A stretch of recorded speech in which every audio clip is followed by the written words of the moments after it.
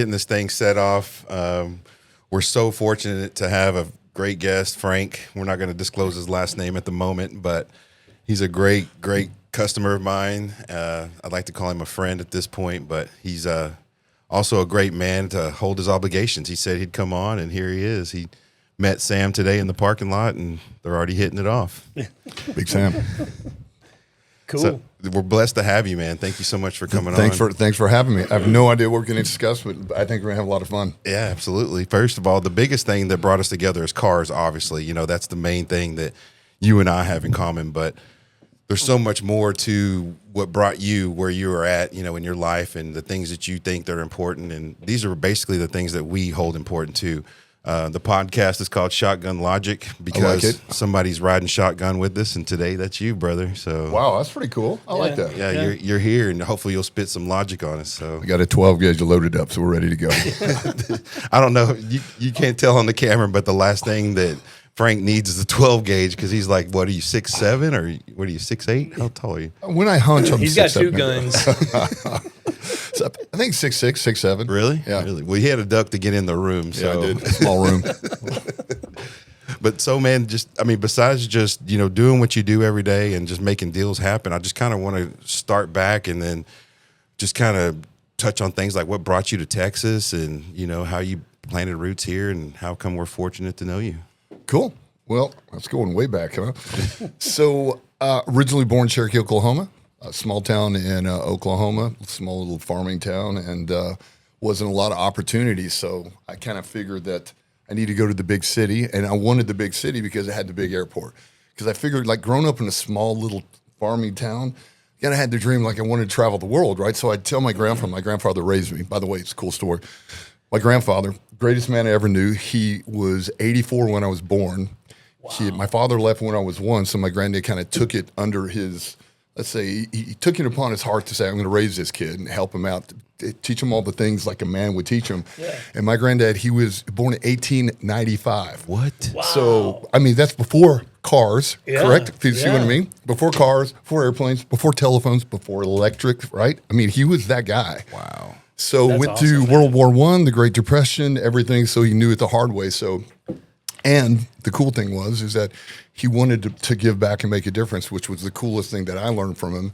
And he was friends actually he knew 3 U.S. presidents on a first name basis, which the thing that he always taught me, which I'll never forget, was don't be a respecter of a person. So the greatest thing I took away from him, he would tell me that's a little boy, don't be a respecter of persons. I'm like, Granddad, what's don't be a respecter of persons mean? He goes, son, that means you treat the president of the bank or president of the United States the same way you would treat the guy, let's say, pumping your gas. You treat that guy the same. And if you do that, you'll be good. He said, don't respect somebody because of their level or because of their stature or because of their position, because at the end of the day, we're not human doings, we're human beings. So see them as a person, and if you can treat everybody the same, respect everybody the same, you'll be a good human being. Wow. So that's awesome. Let's see. So then I wanted to travel the world, needed to go to the big city because they had the big airports. And Right. moved to Dallas. Let me see. I was probably 21, 22. On your own? Yeah. Damn. Moved to Dallas. And by the way, never graduated high school. So was just a guy that said, hey, I'll figure it out. And my granddad, of course, wanted education was really big with him, but my mind thought too fast. I'm like, no, I could be bigger than that. I said, I'm going to travel the world. I'm going to do international business, which, in Cherokee, Oklahoma, was kind of like this little kid's delusional. Sorry, I got to keep speaking in this thing, right? You're good. Sorry about that, Matthew. He's going to cut my mic off. Oh, he'll let you know. Don't worry. Okay, cool. Yeah, I'm sure. He's not shy. Yeah, sterile copyright. So moved to Dallas, and at 22, then started out working in Japan.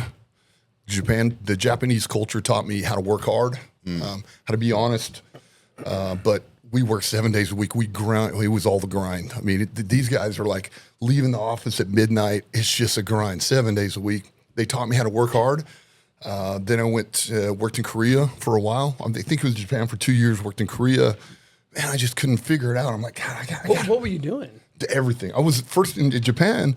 I was working for a company called Senai, and really, I went there. I said, "Look," because what I thought, it was really stupid. I was like, "Hey, man, if I could fly to Japan." The Japanese are really smart. It's a tiny little country, no natural resources, right? Yeah. Tiny country, but yet they build some of the biggest, coolest brands in the world. Like you look at all the car brands, the motorcycle brands, the electronic brands. I mean, these guys are how do they do it? So I'm like, if I go there, I'm going to be successful. I knew that. So I bought a plane ticket to Japan and went to a company and said, look, I'll work for you for free. Give me room and board. We'll figure it out. Wow. Are you serious? Yeah. That's awesome. So I went there and, I mean, the good thing is I was a big guy, but there, no offense, Matthew, but I was like a giant. Oh, wow. I mean, Yeah, literally, dude. they saw me like, oh, he's a giant. He's a guy. He's a very big. Oh, he's a giant. I mean, not quite sumo stature, right? Yeah. But it was big enough. I was big enough where they're like, I got natural respect. They're like, Dude, okay, that's awesome. the guys respected So you me. want to explain this picture on screen? Oh gosh, please, really? Okay, can we cut this? Well, there's a car in the back. No, What it's- year was this? Oh my gosh, dude. Okay, pull it back Oh, he up. pulled it back down. Okay. Okay, wow, this is 32 years ago. 30 years ago, something like that. Look at you. 30 years ago, man. By the way, I'm the guy in the middle. Obviously, yeah. So I'm Ostrich. 29, 20, and then 20, my 20s. So I decided, like, hey, man, I got it. So you're getting ahead of me here, but you guys already figured out. So I decided, like, we could, like, ostrich was going to be the big new thing, like, because the meat was high protein, low in fat. I'm like, dude, this is good stuff. The skins were used, like, I saw your boots, right? Yeah, What are your boots made of? Ostrich. Ostrich. So ostrich had the fibers in it. It's one of the strongest, softest skins in the world. So I'm like, hey, man, the feathers are used for feather dusters. The leathers use Armani, Versace, Gucci, boots, Justin Dacona, Lucchese, you name it. I'm like, we're going to make some money here. So we start these ostrich ranches all over the United States. We start working. We also created ostrich ranches all over the world. Long story short, this is me in my 20s with my ostrich team. And I think that was a Canadian Ostrich magazine that did a picture on us, blah, blah, blah, blah, blah. So y'all were international. Y'all were all over. Yeah, we were all over. That's awesome. Yeah. And then the ostrich business fell apart, and then we kind of lost everything. How come that wasn't headline news? How come no one told us about the ostrich business falling Gosh, apart? man. It was. Well, I've seen What caused ostrich that? boots everywhere, man. Yeah. How would there ever be a? Because of the meat, or Well, so look at the skin. Like if you look at the skin of ostrich, we could get like 10 square foot of we call it cutting value of skin. Well, we could sell it. I'd go like Tony. I'd go to Tony Lama. So Joe Lama was the grandson. I'd work with him, and we bring skins in for him. So sometimes we bring in thousands of skins from South Africa, bring it into them, and like, this is we're going to make a lot of money here. Then we start in Japan. Because I had the relationship in Japan. We also started selling meat. So, and the Japanese absolutely love the meat, ostrich meat. It was just, it was I've incredible. had ostrich jerky, but Yeah, see, so it's, again, high protein, super great for you, high in iron, all the healthy things. But back then, Americans weren't that healthy, Yeah, right? So yeah. it wasn't going to catch hold. But we were establishing farms, but we needed the farmers to kind of catch on to this. So anyway, claim to fame and claim to failure is we did our best, and I sunk everything into it from the marketing efforts, and we actually had it in. We even had it in Dean Faring's restaurant in Dallas because back, so there was a lot of. We had probably 60 or 70 restaurants, et cetera. really, But it just we couldn't. I couldn't sustain it because we were like the biggest guys. Like my company, and I created the company. It's called Vision Ostrich. Funny name, huh? Now you see all my tags today that say Vision because I kept the Vision company, but Okay. okay. killed the ostrich. So anyway, that was my 20s, misspent 20s. So how long did that portion of your life take? How long were you in that business? To be honest, I think maybe only 3 years. Really? But we took it from nothing, from like I was in LA. So I went to LA because I said, I need to move to, like, it was just like, I went to Dallas, and then like 23, 24, I'm like, damn, I made a lot of friends in Dallas, but can a Cherokee, Oklahoma country boy go to LA? Can I make it there? So I decided, hey, I'm just going to up and move. I moved and like, can I make it in this place? So I went there and realized that I can make it, but what I found was a lot of douchey people. So I was just a country boy. I'm kind of like, then they all liked me. Yeah. But I didn't really like the situation. Environment, yeah. And then caught wind of the ostrich thing and said, hey, man, this could be something here. And I'm like, hey, I could move back for a while to Oklahoma, create a ranch.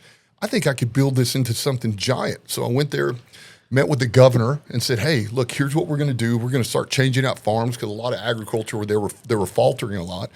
So that's kind of that's the story. But to start to end, probably 3 to 4 years. Really? But in that time, I mean, we had companies flying all over the world to meet with, like, "Hey, build this farm here." We had a Gazeta Mercantil, which was the Wall Street Journal of Brazil. The owner, Paulo Levey, calls me and say, "Hey, he said, Frank, I want to fly you to Brazil. You come to Brazil, we go to Rio de Janeiro." He said, "I want you to build the biggest ostrich ranch in all of South America." I'm like, "Cool." So we went there, we started building an ostrich development there, and we did pretty well. But again, Just didn't take off. it actually did, but that was a time I'm like, damn, what the hell am I doing, man? I mean, I'm an ostrich. It just, I felt I evolved since then. I'm like, man, I don't know if this is my passion, right? And it was too hard. And then I'm like, now I'm in Brazil and we're shipping birds and stuff into Asia. But when I was in Brazil, I went to the top of his, I know it sounds crazy. I go to the top of this skyscraper, Gazeta Mercantil. Paulo Levey had the top floor and all the secretaries. And I sat down and said, "Hey, Paulo," I said, "Man," I said, "I love you. And this is great." I said, I'm not only in it. I want to go do something else. He goes, "But we have a joint venture. What are you talking, Frank?" So, in the Portuguese, he goes, "Puta que pariu, filha de puta." So what he really said, it's not good words what he was saying. Yeah. He was really saying, damn, man, he was a little worse than that. But Yeah. any Brazilians out there, I apologize, or anybody from Portugal, I'm very sorry. That understands it, You yeah. understood what I'm saying. But I just decided that I wanted to take a different path for whatever. I didn't know what that path was, but I needed to cut the cord. And really, I went in his office and says, "I'm going to give up the joint venture. I'm going to sign everything to you." Oh, he can't argue with that. We just literally had an auction at one of the top 5-star hotels. We had live birds coming across the stage, and all the millionaire and billionaires of Brazil, all in tuxedos, and I'm selling ostriches. And I think that in one night, I think we sold like $35 million worth of live birds to all these rich, because at the time, if you were a rich Brazilian, you had Arabian horse ranches. So everybody had these Arabian horse ranches. So they were into spending money because they wanted to be like, what's the new cool thing? Regardless. They had room for the ostrich. Yeah. So basically, I literally signed over the joint venture. He goes, "If you sign it, you lose everything." I'm like, "I'm cool, man." So handed it back.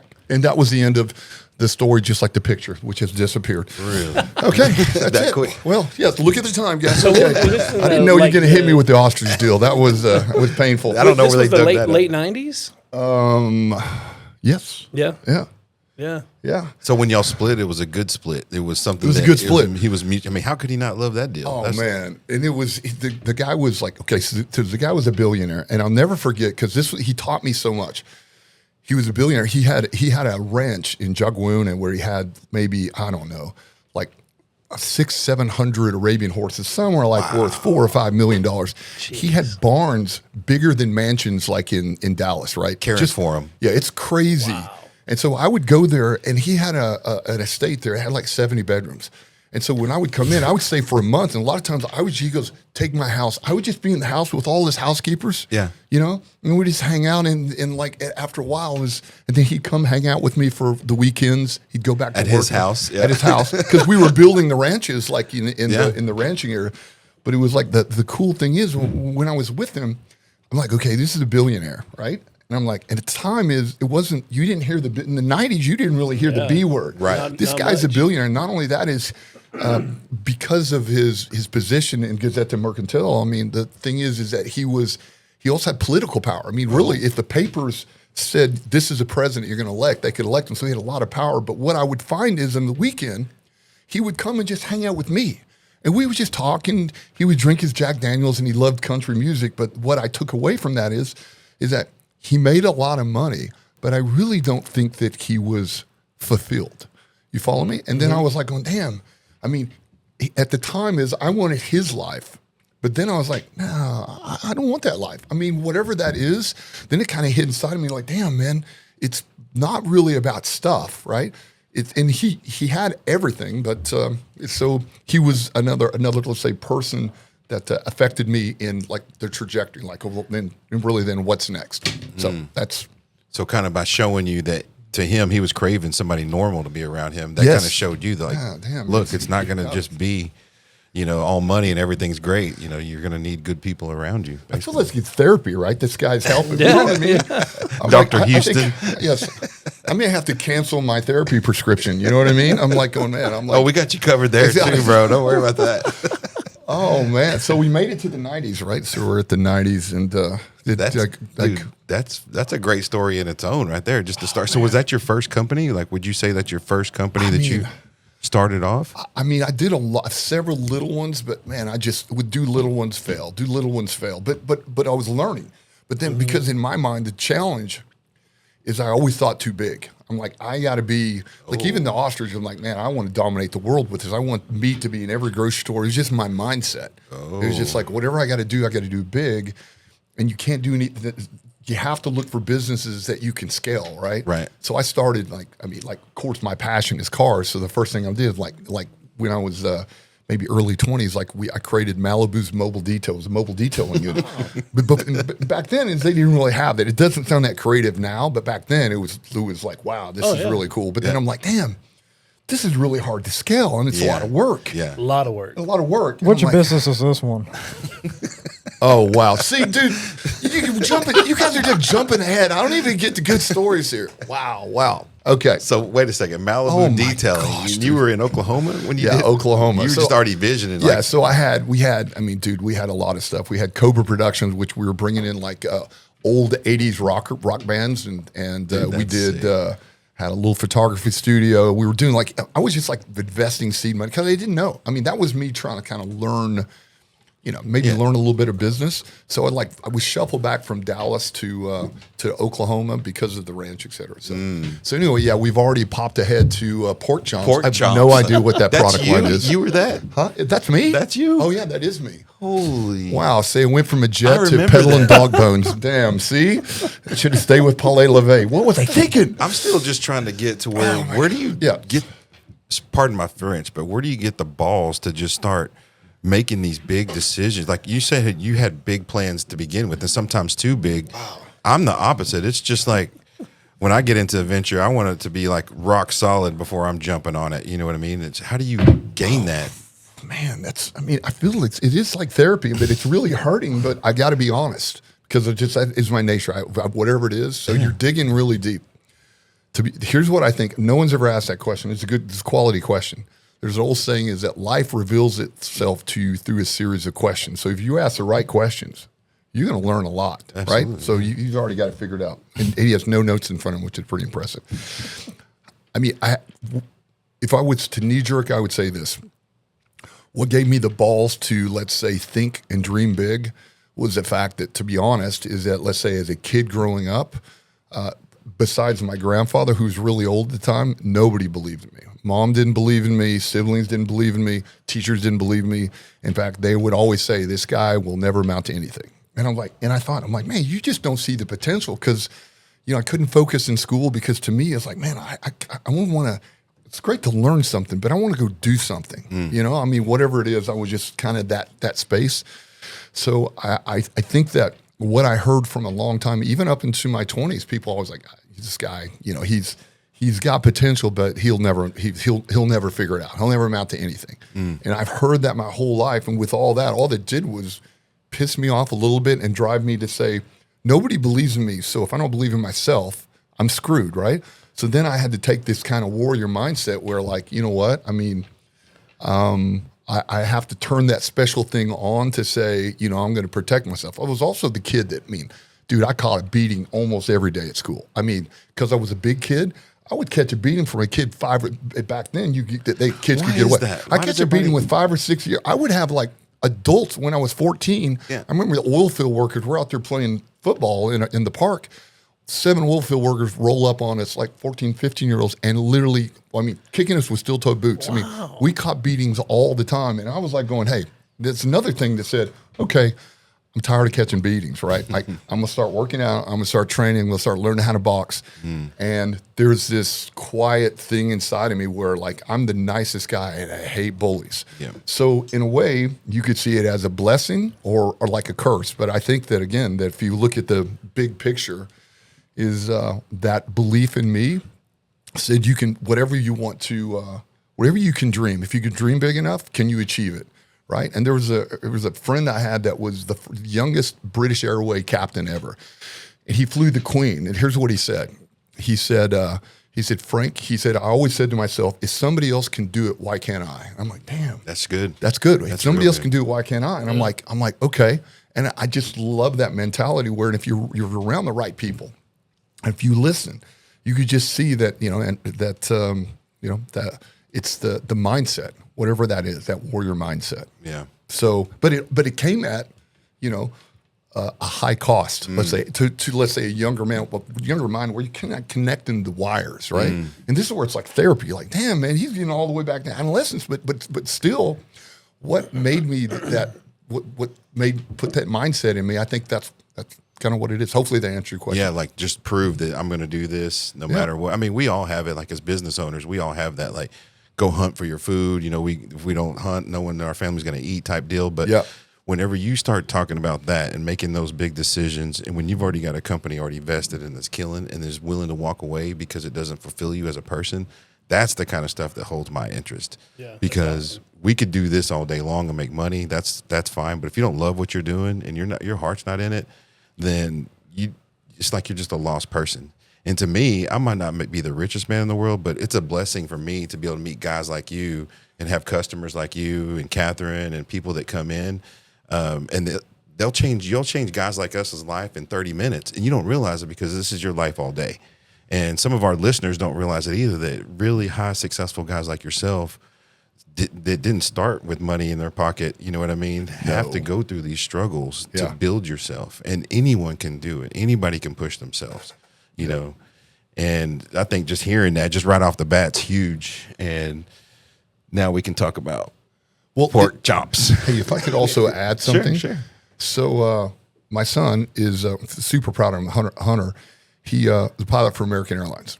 He's doing it for a year and a half. I'm like, damn. And he just hit captain pay, right? So he's making like, I don't know if I can say this or not. He makes like a lot. Let's just say a lot. Yeah. And I'm like, damn, kid's 27. He's making a lot. I'm like, he's so much further ahead than I am.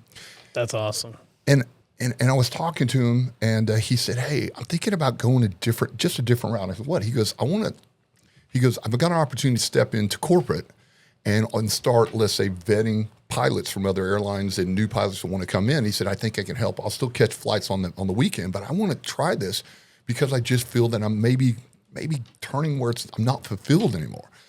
And here's what I said was, and I've told him this a lot, and this is from Jordan Peterson, but I love what he said. He said, it's a luxury to find something to do that makes you happy, but it's your moral obligation to find something that's meaningful. So I reiterated that statement to Hunter. I said, man, God bless you, man, because that's the main thing is I want you to be, look, you're not always going to be happy. You're getting up at 4 a.m., you're flying to 3 different cities, Memphis, Detroit, and Seattle in one day. Yeah. You were living in hotel rooms, and it's tough. It's a little bit of a grind there, but at the end of the day is you've got to step away. You've got to be somehow fulfilled. Mm-hmm. And there's a friend of mine, Tony Robbins, he says this, and one of my favorite quotes ever. Success without fulfillment is failure. And so I love that. So really, if it kind of circles back to everything, if it just kind of echoes in what we're talking about. It's like, you can be successful, but if you're not fulfilled or if you're not doing something that's meaningful, are you really successful? At all. Or you're at all. And I can tell you is I've traveled the world and I've sat down with some of the most fulfilled human beings. Jopi in Fiji was one of the richest men I've ever met as far as being fulfilled. And he took me, he says, my brother, I want to show you my house. We're in Fiji. And Tony Robbins has an island there in Fiji. So Jopi lives on the island. We ride bicycles in the rain to his house. It's literally four 4x4 posts and a sheet over it. The cover. Three kids. And he goes, look, God has blessed me. God has blessed me with this house, right? Yeah. It's a true story. And then we're riding our bikes in the rain. He goes, look, my brother, God has blessed us with the rain. He goes like, bula bula. He's like, hey man, like, look how great, like the sun is shining. God's blessed us with the sun. That, whatever that is, that's fulfillment. So with this is we, from the American side, we may look at him and say, hey, man, that guy's poor. Mm-hmm. But when you're around him and his family and his kids, his kids didn't have shoes to fit them because they were big kids, right? But you're like going, hey, but God's going to bless us with some new shoes, et cetera. So I I could give 100 other examples like that, but you see those, like I took my son, sorry, getting off the course a little bit. I know. Go ahead. But No, go ahead. I took my son when he was 18. We graduated high school. I said, okay, you graduated high school. And this was something super important to me. So this is a good story. So I'm like, I want to take you to climb Kilimanjaro. It's about 20,000 feet and it's tough. I bet. So I said, so we got to train for it. I said, so it shows you got to prepare. So we got to prepare. We got to go running with 40-pound packs, put like we call it a mask, training mask on, which cuts your oxygen off. So that way when you're running, Get your used to the. yeah, and then you shut oxygen, and it also helps your lung to breathe it heavy. So we're doing Stairmasters. We're running like an hour out of the day. I mean, we're training our butts off. We go to Kilimanjaro, and they have what they call chaga guides. So they're the local guides. And they've been Just climbing. beasts. They're beasts. Yeah. These guys are like, so we got 40, 50-pound ruck packs, and we're climbing the mountain. And it's a 7-day trek, and it's the real deal. So we get there with my son, and there was a big reason I wanted to do this with him. It wasn't just to experience the mountain, but it really needed to see is that, look, I mean, I need to make sure that you have what it takes. And if you can, in my mindset, I'm like, if you can make it to the top of this mountain and endure this, nothing's going to be as hard as What this. could he not do? Yeah. What else could you not do? It's a rite of passage. Yeah, it's a rite of passage. Yeah. And so we're climbing this mountain, and we're with all these chaga guides, and I love, like, at night, I would be, we had a trekking team of 6 people. Hold it, before we left, an Australian team just got down, sitting with my son, and the guy's talking to him. He's the leader, and he goes, hey, hey, mate, he goes, I'm going to tell you, he goes, it's dangerous. This is very dangerous. He said, you got to understand, this is a real deal. This isn't a joke. Kilimanjaro's not a joke. And you can take the difficult path up. He goes, in fact, he goes, the team in front of us, South African team, he goes, there was a race car driver from the South African team. He died on the mountain. He was climbing right next to us. He died. Altitude sickness, it's a real deal. You can die. Exactly how I said it. And my son, face turns white. He goes, and this is right before we're ready. It gets in your psyche. He's like, because he didn't know, because I didn't really tell him, like, hey, man, this is a real deal here. Yeah. So we're climbing the mountain, hanging out with all the chaga guides, and, man, I love these. And so ultimately, I'm singing with them, hanging out with them. And one of the things I did along the way, there was other teams, like Israeli teams, et cetera. Anytime somebody would start to fall behind, I would leave my team, go to the other team, maybe give them some food, encouragement. I said, we got to do this. I said, only is going to make sense to me if we all meet at the top. Yep. So in our team, there was, I think, half the team just quit, right? They just said, because it was too hard. I mean, or they got injured. Hunter injured his knee like the first day. I'm like, dude, we got to tape it up. By the second day, he had what they call toe jam. So in your boots, all his toes are bleeding. We had to tape them up at night. And I'm like, we got to keep going, man. We can't stop. So the end of the story is, it's summit day. So summit day starts at 11 o'clock p.m. So we get up, and then we get up. We gotta, like, I'm cleaning our water, like I'm putting iodine packs of the water. I mean, it's you can barely drink it, but you have to, because they get water from the local stream, and it's full of crap that will kill you. So I'm sterilizing our water. I'm getting ready. It's freezing cold. It's dark. I'm packing our ruck packs, and now it's snow, so it's freezing cold. So you're starting to jungle on the Serengeti, right, with the animals. In tropics, where you're starting in shorts and you end up in a freezing cold polar vortex, right? So we get up, it's like, at 10 p.m. I'm rustling. I'm like, hey, we got to get ready, man. Put your cold weather gear on. So we're climbing the mountain. We got, we have our food and everything, but you're starving, because your body's like, because you really can't eat, you can't sleep, you're freezing cold. Yeah. And the whole trek, I think we hit maybe the top of the mountain maybe at 11 or noon.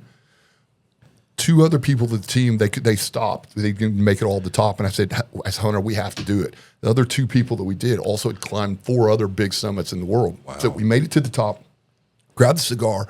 All the other teams that I stopped with and helped, they all were there, and they're all celebrating. We got a cigar. Hunter got a cigar. I got a cigar, which is kind of counterintuitive, right? To have a cigar, but it was that, and literally, You didn't inhale. I didn't inhale. I couldn't. I did not inhale. That's funny. I did not have sexual I relations. did not have with sex with that woman. I did not inhale. Yeah, Bill Clinton days for any younger people. Sorry about that. Sorry. It's a throwback, but And I remember is that I started crying, and I don't cry. And I don't. The first time I think Hunter saw me crying, I'm like, and I was trying to identify That's the emotion. awesome. As we start coming down, because now you got to trek. You're all the way to 20,000 feet. Now you got to trek back down to 10.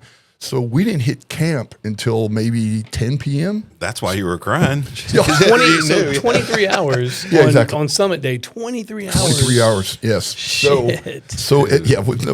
Actually going down, it's much better. Trust me, okay. because Yeah. you're starting to breathe again. Because really, it's you can't breathe. I mean, you're literally wait, wow, this is really cool. Check this out.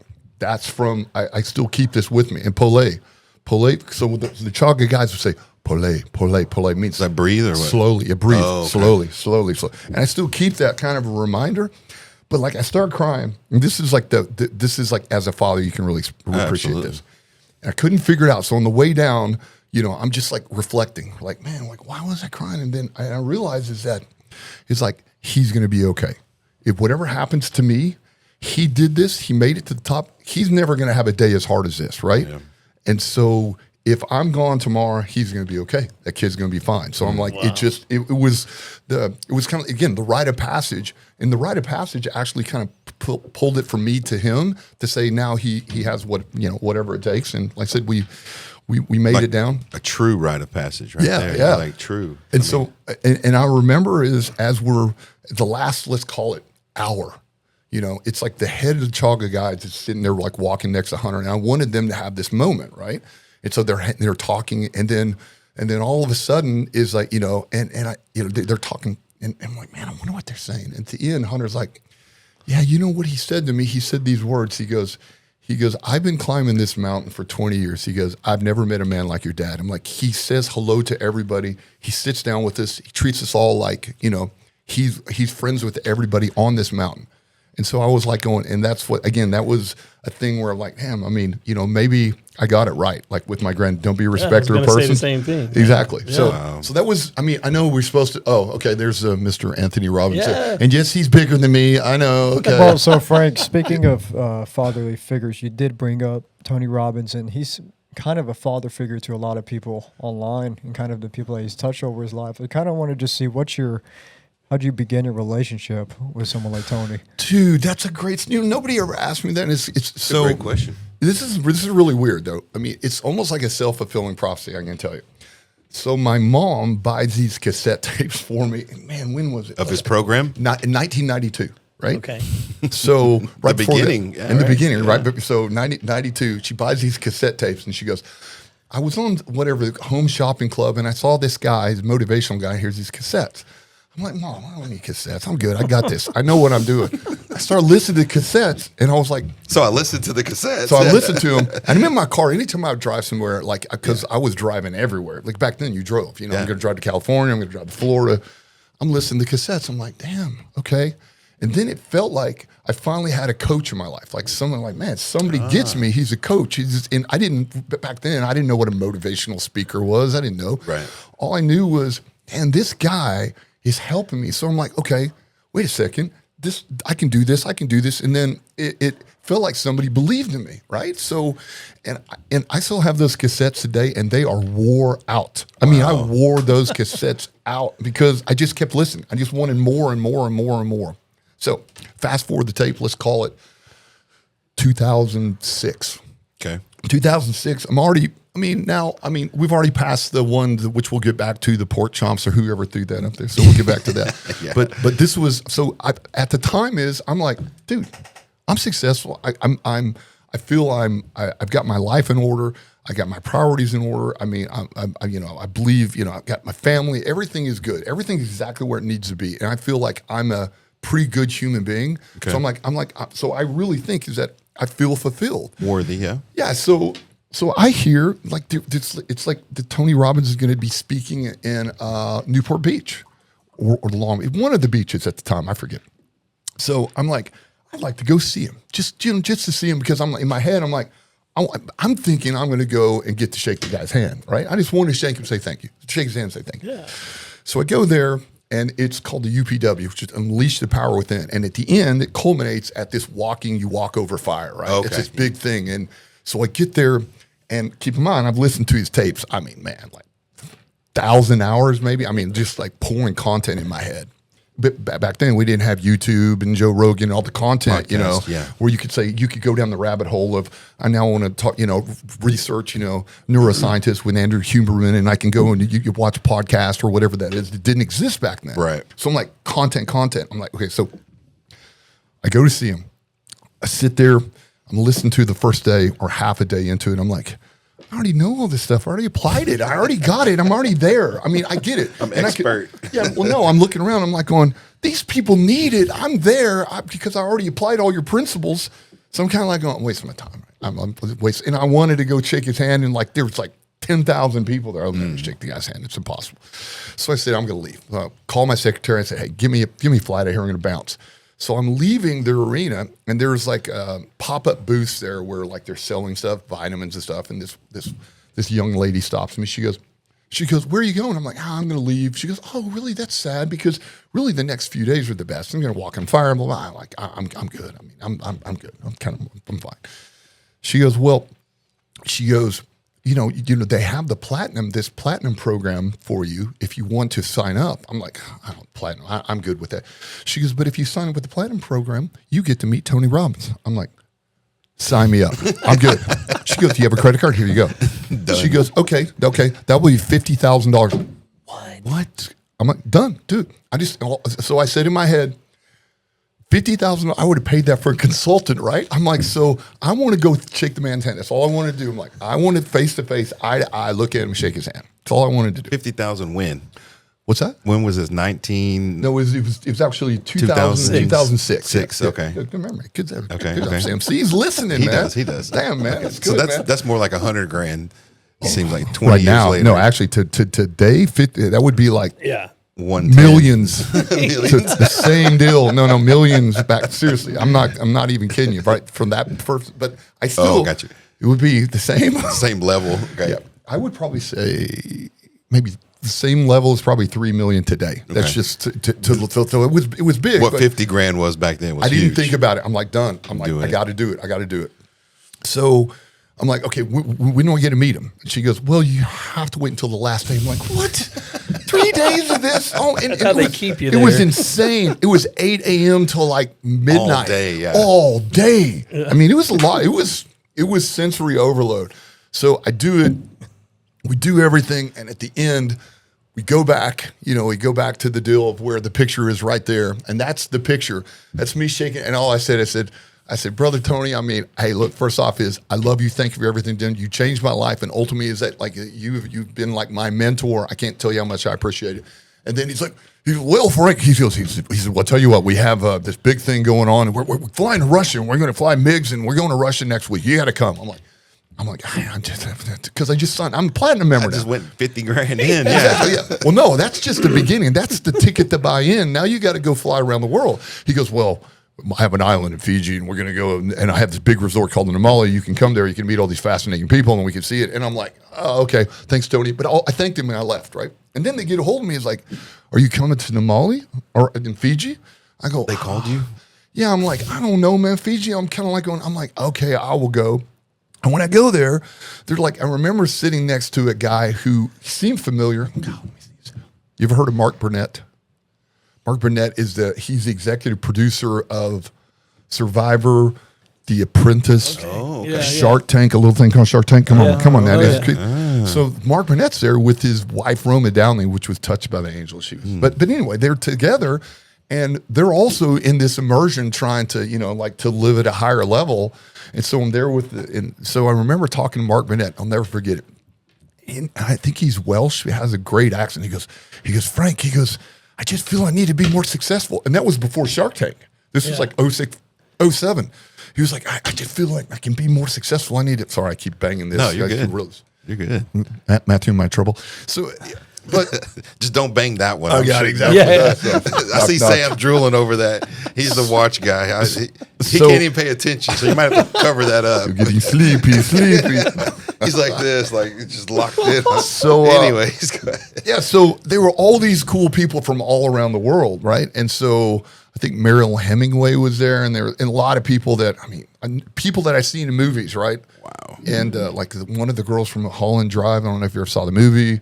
I forget her name. She was some Miss, I don't know, Miss America, something. Anyway, all these people, and they're at this resort, right?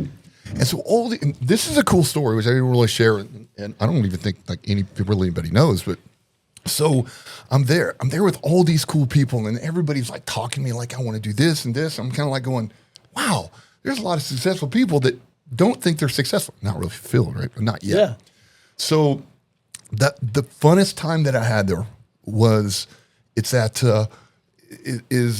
even though I have these cool people, was Jopie was a guy working, let's say, in the dive shop.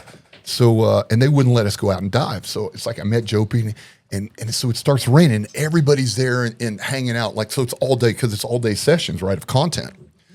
So Jopie's like, he goes, I can get us some bicycles. We can take off. He said, let's get the hell out of here. So I'm like, okay. So we hop on bicycles and drive all around the Mali, like all around the Fiji, like the island that we're in. And it was like the coolest day of my life, because that's when I saw his house, right? Yeah. So that was, I mean, sorry, weaved back into the other story, but maybe validates it. Yeah. But I remember, like, when I got back in, everyone's pissed. Like, where were you, Frank? Everybody's literally upset. Like, dude, you weren't here. This happened and this happened. We did this and you weren't there. Like, where were you? And so I was I got in big trouble with them. So anyway, the moving forward is that during that trip too, I met a guy named Josh Robbins, which is his son. So Josh and I became really good friends. So it was, I mean, Tony and I mean, look, I think Tony, here's the cool thing. He's the real deal. So anybody that looks up to him, he's absolutely the real deal. I mean, probably one of the most influential men on helping everybody that I've ever seen.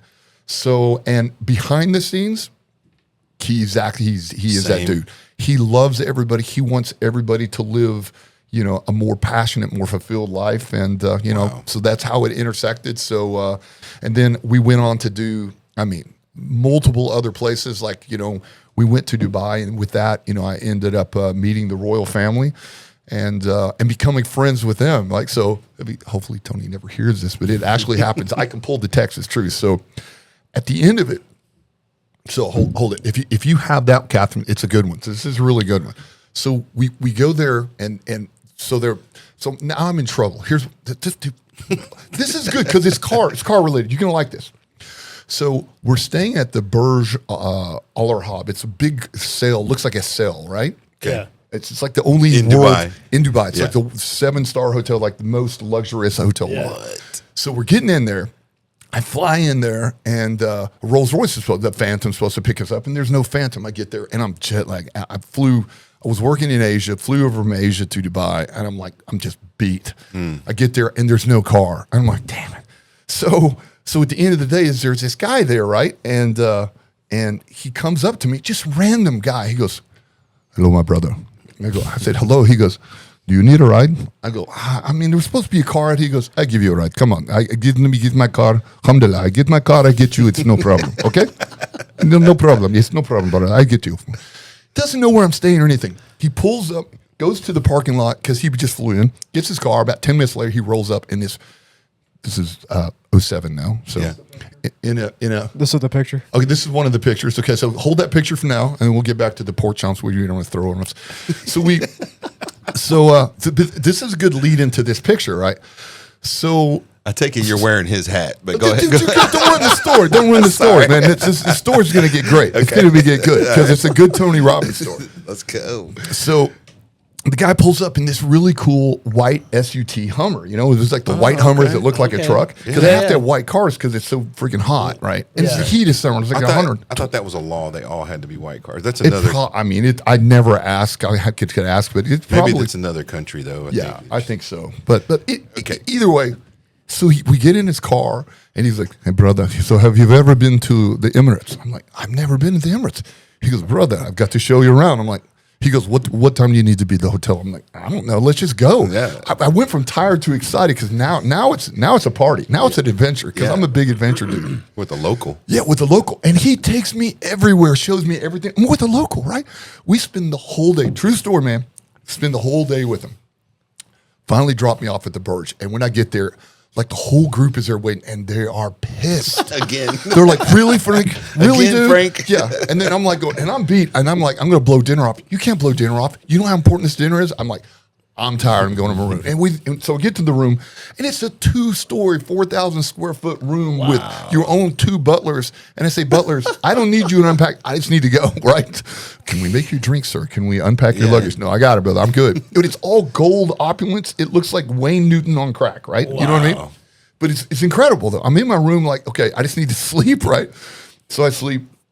2 days later, this is where it's going to get good. So in 4 days, we're going to go meet the royal family. So so two days later, said, hey, we got a great adventure plan for all you guys. Like Tony Robbins' plan is like, hey, we're all going to go to the desert. We're going to go racing the dunes and ski on the sand and ride camels and hunt falcons. I'm like, yeah, rock and roll. This is sick. It's sick. I'm like, I'm cool. I'm like so happy. I'm like, okay, I'm super happy. So I give me a little a GoTro, which is a headdress, not as good as that one. That's more royal family. So spin one on. You know, it's a little white thing.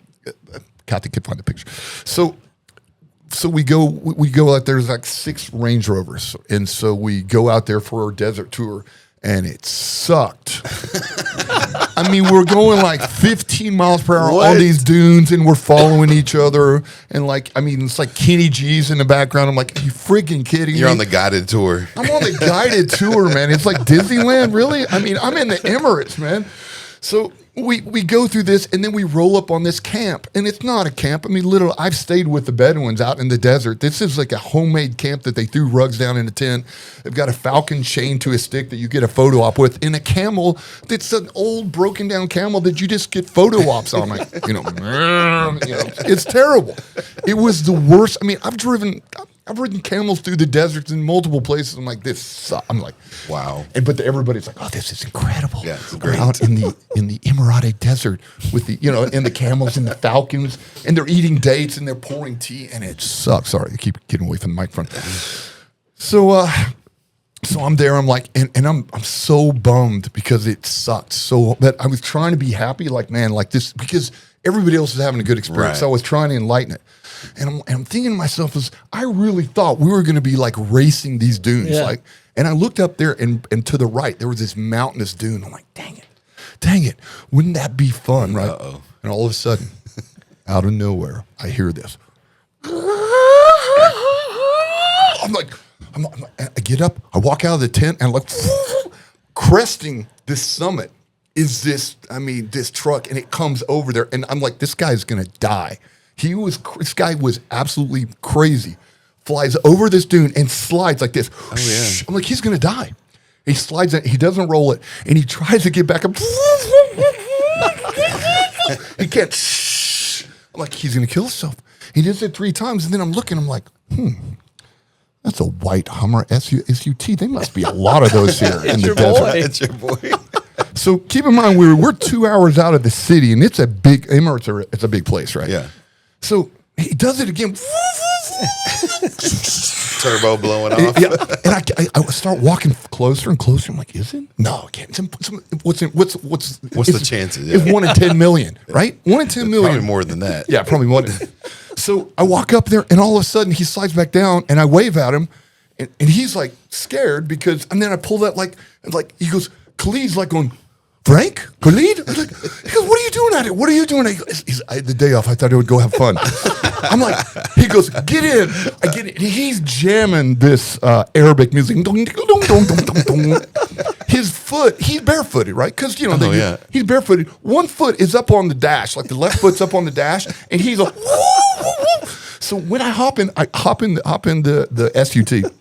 The Hummer truck, and he goes up. I'm like, he's going to kill us, but it's going to be so fun, right? Yeah, for sure. And it was the funnest thing ever till we hit the top, and he's going just like banging gears. He's banging like I've never seen in my life. I'm like, we are going to die, but it's so fun. So about the 3rd time we do it, next thing I know is one of the heads of the group, the head of security, comes there, walks up, waves us over. I'm like, oh, they want to get in. Knock, knock, knock, knock. They're like, Frank, get out of the car now. I'm like, what are you talking about? Like, get out of the car now. I go, this is my friend Khalid. Oh, yeah, friend. We're in the middle of the desert. There's nobody there. Yeah. Nobody. We're just not in this guy. Yeah. Frank, you know some guy in the middle of the desert. Yeah, my friend Khalid. And Khalid's like, what do I do? Punch it. buries him in sand, and we go on and slide down, and the same thing, and then more people start coming over, right? And we do it 5 other times, and finally, bam, bam, bam, bam, get out right now. And the security details, this is security risk, say you do not know this guy. I know this guy, it's Khalid, he's a friend of mine. Like, you know, like, They're not you are buying it. lying, you're lying, you are in so much trouble. You know, it's like, and so Tony decided not to go to the event. He's like, when Tony finds out what you did, you are in so much trouble again. I'm like, dude, I lived in trouble. Okay. So I punch it one more time. It's a true story. When we slide back this time, all the Range Rovers come around us and button us in. We're nose to nose. Done. We can't move. Done. We're done. We're Game done. over. And they're like, bang, bang, bang, get out. Get out. And Khalid's like, he's like, brother, your friends are really weird.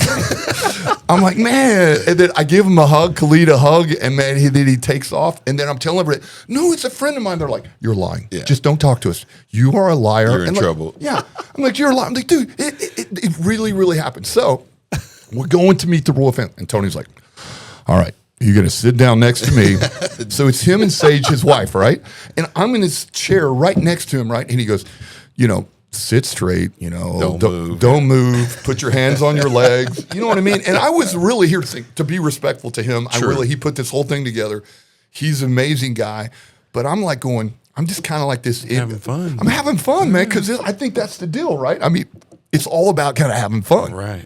So I remember we're at the event, and they're coming out and they're doing the cane dance and the fire pits, and we're all outside, and it's beautiful. The starry night. We have this whole, let's say, Arabic dancing, food celebration. It was incredible. It was just an incredible night. But I'm scared. I'm like, my hands are like this because there's all the rules. Don't touch. It's serious over there, right? I keep touching Sam with my right hand. Can't do it. That's a no. I can't do that. Really? Right? Yeah, because can't It's do your it. poop hand or what? Poo. Yeah. Oh, shit. So You whatever didn't know hand- that? I did know that. You're right. I forget now. Is it left Is or it right right now? way? That's why I they forget. cut off their right hand if they get caught stealing, right? I don't know about that, but when the poop, I forget. I see. It's like it's all so confusing. I just grab him and hug him. So Yeah, it's like, I'm American. it's so, I'm sorry. So he's like, just don't touch him. Don't do this. Don't do that. Don't. And I'm like, oh golly. I'm like, there's so many rules. I'm like, so I'm sitting down, and I'm not even saying anything, and I'm just like, okay, I'm so bored. This sucks so bad. I'm like, God. And they're handing out. This one guy comes. They're hanging out drinks and hanging out dates.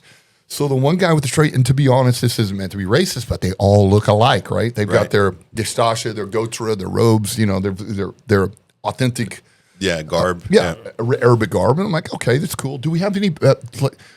Pull up some Arabic garb where I'm in there, so it's pretty cool because, and then we'll get back to this picture because it's really cool. So, but I'm getting to the picture. The picture happens that night, so I know it's a long way At the party? At the party, Okay.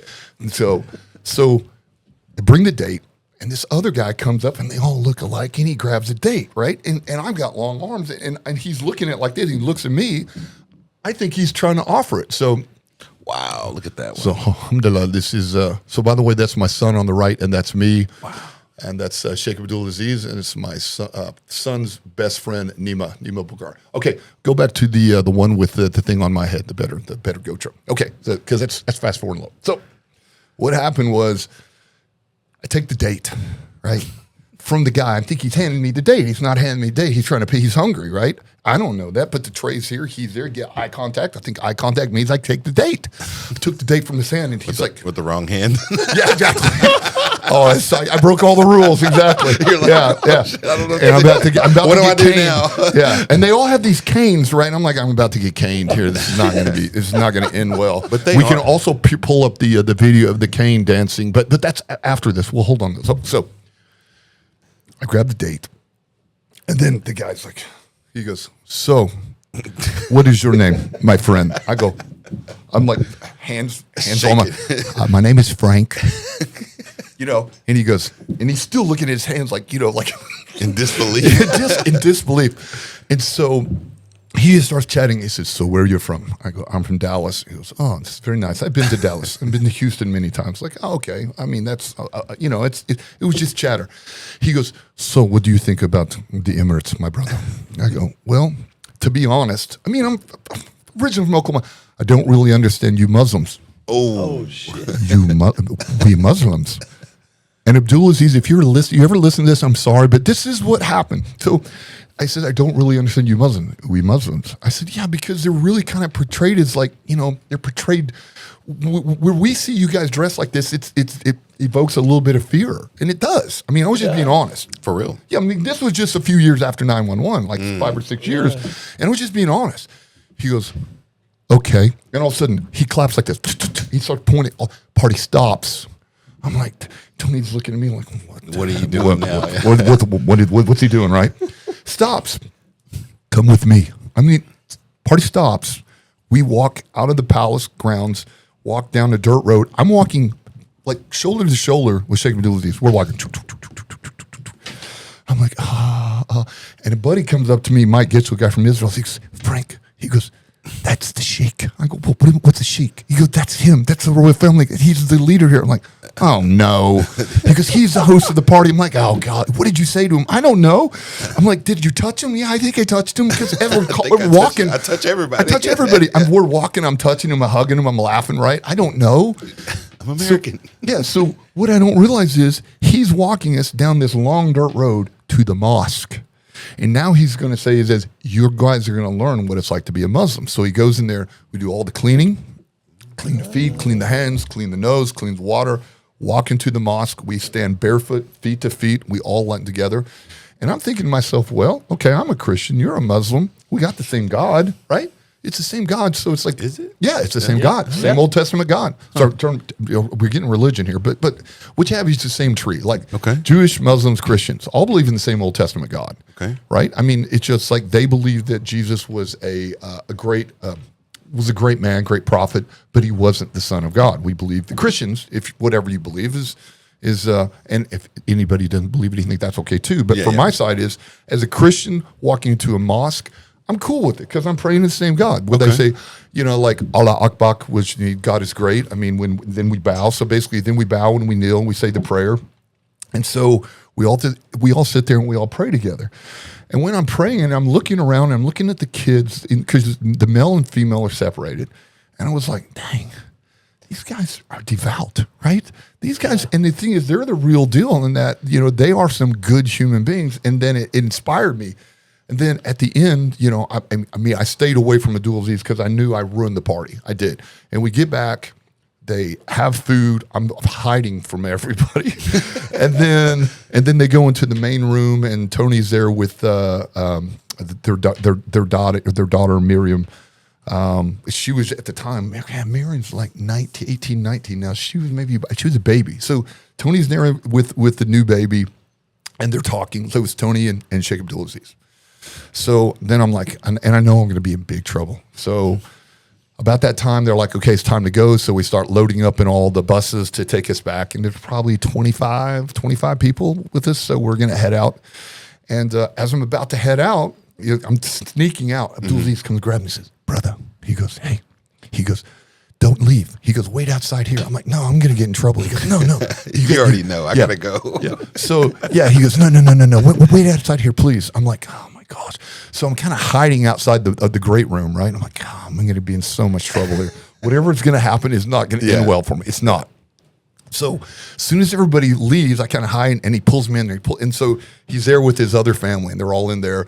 And then then Abdulaziz does this to me. He takes his coater off, what they call the crown, puts it on my head. And he goes, it says the family, he says, so the royal family, this is now Sheikh Frank. I am his loyal servant, Abdulaziz. You're not supposed to do that, right? Surely he's not supposed to do that. So at the end of the day, the family are dying laughing. And at that time, Tony Robbins security walks in.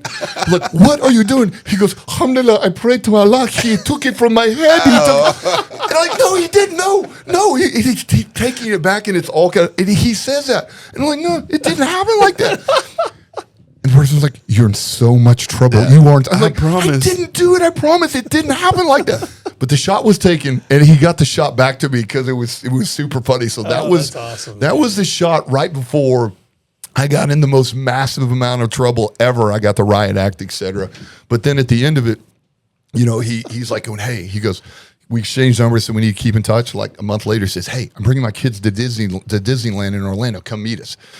from that do you time say on, no to that? yeah, I mean, from that time on, I mean, we hang out. I mean, we talk every week, and you know, super special friends. And he always says this. He goes, there were all these special people. He says, I only bonded with one person. I didn't bond with Tony. I bonded with you. So with all that, I mean, we became like kind of lifetime friends with all that. And it's a long path to say to that. But for that is, that's the Tony Robbins component. But And it's back to like people just want to be around real people, you know. and that's the thing is, and I couldn't figure it out why, but I think it's what it is. Like his sister was dying of cancer, and they had her at the MD Anderson's last year in Houston. He goes, "Hey, brother," he says, "Come there." He said, "We need your support." I'm like, "Yeah, man, brother, I'm there." And then Omar, which is one of his eldest son, and she passed away like a few months later. But like, you know, I was there and like every day, like checking with the family, like how's she doing, and I mean, because this is what friends do. Then last year there was Earth Day, so he. This is really cool. He calls himself the Green Shake because he's all about the earth and the environment. Okay. And what he said was, when he was young, he was a petroleum engineer, and it was all about making money, being rich. But then he realized, he says, I don't want to be a polluter. I want to be a protector. I want to make a difference in this world. I mean, it's like, and it's so they were grown up with so much opulence, and most of it, you think about Dubai, and this is a great story that a lot of people may not know, is that Dubai started with Sheikh Zayed. Sheikh Zayed in Abu Dhabi had oil, and then all the other Emirates didn't have oil. They were like really kind of just desert Bedouins, like the old palaces were out in the desert. So Sheikh Zayed, which is really this self-actualized guy, and Abdulaziz tells me, like, when I was a kid, I would sit on his lap and learn from this guy because he was super cool. This Sheikh Zayed. Sheikh Zayed's an amazing guy. But what he said was, I have oil, I have money. Let's build this amazing culture, amazing cities together, and we'll let everybody come, and everybody can live here, and they can live in harmony and live in peace, and there'll be low crime and everything. And all the desert Bedouin families, like, you know, the Ras Al Khaimah, Sharjah, Dubai, Ajman, et cetera, they all got together, bounded, they created the United Arab Emirates. This was roughly, let's say, 40-some years ago that happened. So, and if you've been to Dubai, if you've not, or the Emirates, I mean, Abu Dhabi is equally as nice as Dubai, but those are just different sections. So, right.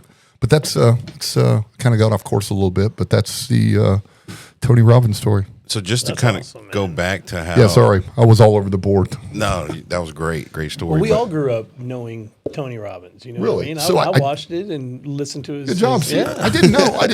But I mean, man, I'm telling you, the most inspirational guy. But I think what it is it was, I mean, again, it's not meant to be negative at all. Mm-hmm. But I kind of felt like even when Abdulaziz met us both, he goes, you guys must be brothers. Tony's like, he's not my brother.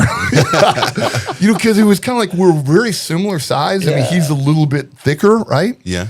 But I mean, and there are some similarities there, and whatever that is, I just felt that, you know, I mean, he like it's super great guy, but like, you know, there wasn't that long-term bond. But I mean, it was incredible to get to know him, spend time with him, and like I said, so. Why do you think, just kind of go back to where you said that guys dressed like him with the garb and all that have been programmed for us to mean, like, to be like savage killers to us Americans? You're like, why? I mean, obviously, like, as after COVID and the veil was lifted, kind of like everybody sees like how we've been brainwashed in the past. Do you think that's one of the things that kind of like as Americans we've been brainwashed is like the Muslims are just so like, because now with them trying to come over to the U.S., everybody's so up in arms and worried about that. But do you think that's just part of us kind of being brainwashed by our own government to think that they're all bad guys? So I'm going to kind of reverse this a little bit.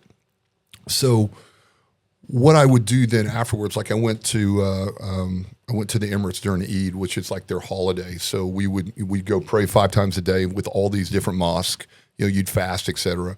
Picture on screen. Oh, wow. Okay, cool. That's a great photo. So this is actually Sheikh Zayed temple in Abu Dhabi that we're at, that we're there for prayer. So this is super important. When we would go sometimes to pray, there would be grown men crying because they're like going, and this is actually a true story too, which always caught me as incredible. So, and I'm like, why are they crying? They said, because they feel that if somebody's really allowed to accept us, right? Because it's kind of like the reverse. They already know that we prejudge them, right? So there already is this feeling of like there's this wall that comes up. But then when they say, hey, a Christian's coming in worshiping with us, they kind of feel like, wow, I mean, there's hope, whatever that is. So there was a guy from, which was one of the military guys that was the bodyguard for some generals there in Saudi Arabia. He came to one of my trips there with Abdulaziz in the UAE, and we spent time together. And at the end of it, he's like, he saw me going to the mosque and doing everything. He's like, wow. And we became good friends also. And then when he went back to Saudi Arabia, he sent me this multiple emails, and he said, he goes, I train with Al-Qaeda, some Al-Qaeda kids, right? And I'm telling him about the story, how, I'm showing the pictures like this guy, he comes to the mosque and he treats us with respect, and he wants to understand our culture. And they really, I mean, he's a good person. And he said, I've had so many Al-Qaeda guys turn them around to think, wait a sec, because they're also kind of led to believe, hate us too, right? Hate us too. I mean, it all, and you think about it, if we kind of go back to the start where, like Granddad said, don't be a respecter of persons, right? If you can treat everybody with the same amount of respect, really respect is the openness to figure out what the common ground is and then try to understand. I mean, it's the old saying is seek first to understand, then to be understood. So if you can have that type of understanding, and for me it was my first really introduction into, let's say, an Arabic world. I mean, I did some light stuff in Egypt, but this was really indoctrinated into that. And when I did, I was like, I really want to like immerse myself in and figure it out. And with all that is, I loved it. And today, like even Abdulaziz's kids, I mean, they call me their uncle. Like I was just at a wedding. Can you pull up a wedding shot? I was there at the wedding maybe a few months ago, maybe 4 months ago. This is cool. So Omar, which is Abdulaziz's oldest son, got married. Wow. And so he's got 5 other sons. So Nasser is like his next in line. Nasser's like, Uncle Frank, he goes, are you coming to my wedding? I go, sure, I'll be there. Good. I'll be married I'll be married in a few months. I'm like, oh man. Cause but it's, fast, dude. But it's cool though. I mean, it's just like when I'm there, I'm thinking to myself, wow, this is really cool that, and I think as you said earlier, it's more about, so many people, let's say, have agendas, right? They're like, hey, we're going to roll in there and there's going to be like this, he's going to want something from us. He's going to want to negotiate, like, or want to do business or deal. Yeah. At the end of the day all I really wanted is like to be friends with him. And he led me around these kids where like these kids, the kids that are getting married, I used to carry them on my shoulders, right? Yeah. And so it's like, you build all these memories and it's like, so back to your point is, I think if I were really to look at it, especially as traveling the world and understanding a lot more about all cultures. I mean, in different religions. Like I've immersed myself in whether Shinto or Buddhist or Hindu in India and Islam, etc. And in Israel, I spent time in Israel too. So really learning the Jewish culture and going to Shabbat there and going to the Wailing Wall, etc. I mean, spending time understanding them, you have a greater appreciation. But I think that with the dress, because it's so different, I think that really Hollywood's done it because they always make these guys terrorists, right? Yeah, they look like this, they're a terrorist. That's why we feel the way a lot of Americans feel that way about them, I think. Yeah. Because of Hollywood. So it becomes this kind of this bad rhetoric where you see like, you hear like these derogatory, like, well, look at that towel head or whatever this and like, oh, this, all these things you hear. And it's really like this hatred, right? So it's kind of funny is that we use this term, which one of the terms I really hate when it's misused is like racist. Well, he's racist. Well, the bottom line at the end of the day is that's a true version of a racist, right? Because you're like, there's a race of people that grew up in the desert. That's why they have the traditional dress, and they want to keep the culture, right? They want to keep the culture intact, which is actually really cool, and they want to keep it alive. Like Abdulaziz's father was a falcon hunter, right? That's so it's like sick. Those Those falconers, dude. Yeah, so the falconers, so and actually his father was the crown prince, and he gave up the position as a crown prince because he says, I just want to hunt falcons. That's what I love. That's my passion. Wow. So instead of saying, hey, I want to take over, he's like, this is let's say my path. Wow. So and you have to see that and that's where I never got to meet his dad because his dad passed away before, I became friends with the family, but that was the type of man he was. But if I'm around the kids, I call it the kids, like Omar, Nasser, Hamed, etc., Ali, and if Jacob Aziz, if I'm around that family, they are some of the best quality human beings that I've ever been around. I'm like, man, it's just like, and they're humble. I mean, they're not, and they're not what you would think, right? People think, oh, you know, they have all this money and now it's went to their head, but they're quite the opposite. So that's what you want to believe too. You know, that's what I feel like, that someone that rich, I feel like money lets you be who you really are. You know, if you're an asshole, money's going to let you be more of an asshole. Yep. But if you're a great guy, like how you treat everybody, just like when my son was leaving today, you know what I'm saying? You make sure you say bye to everybody.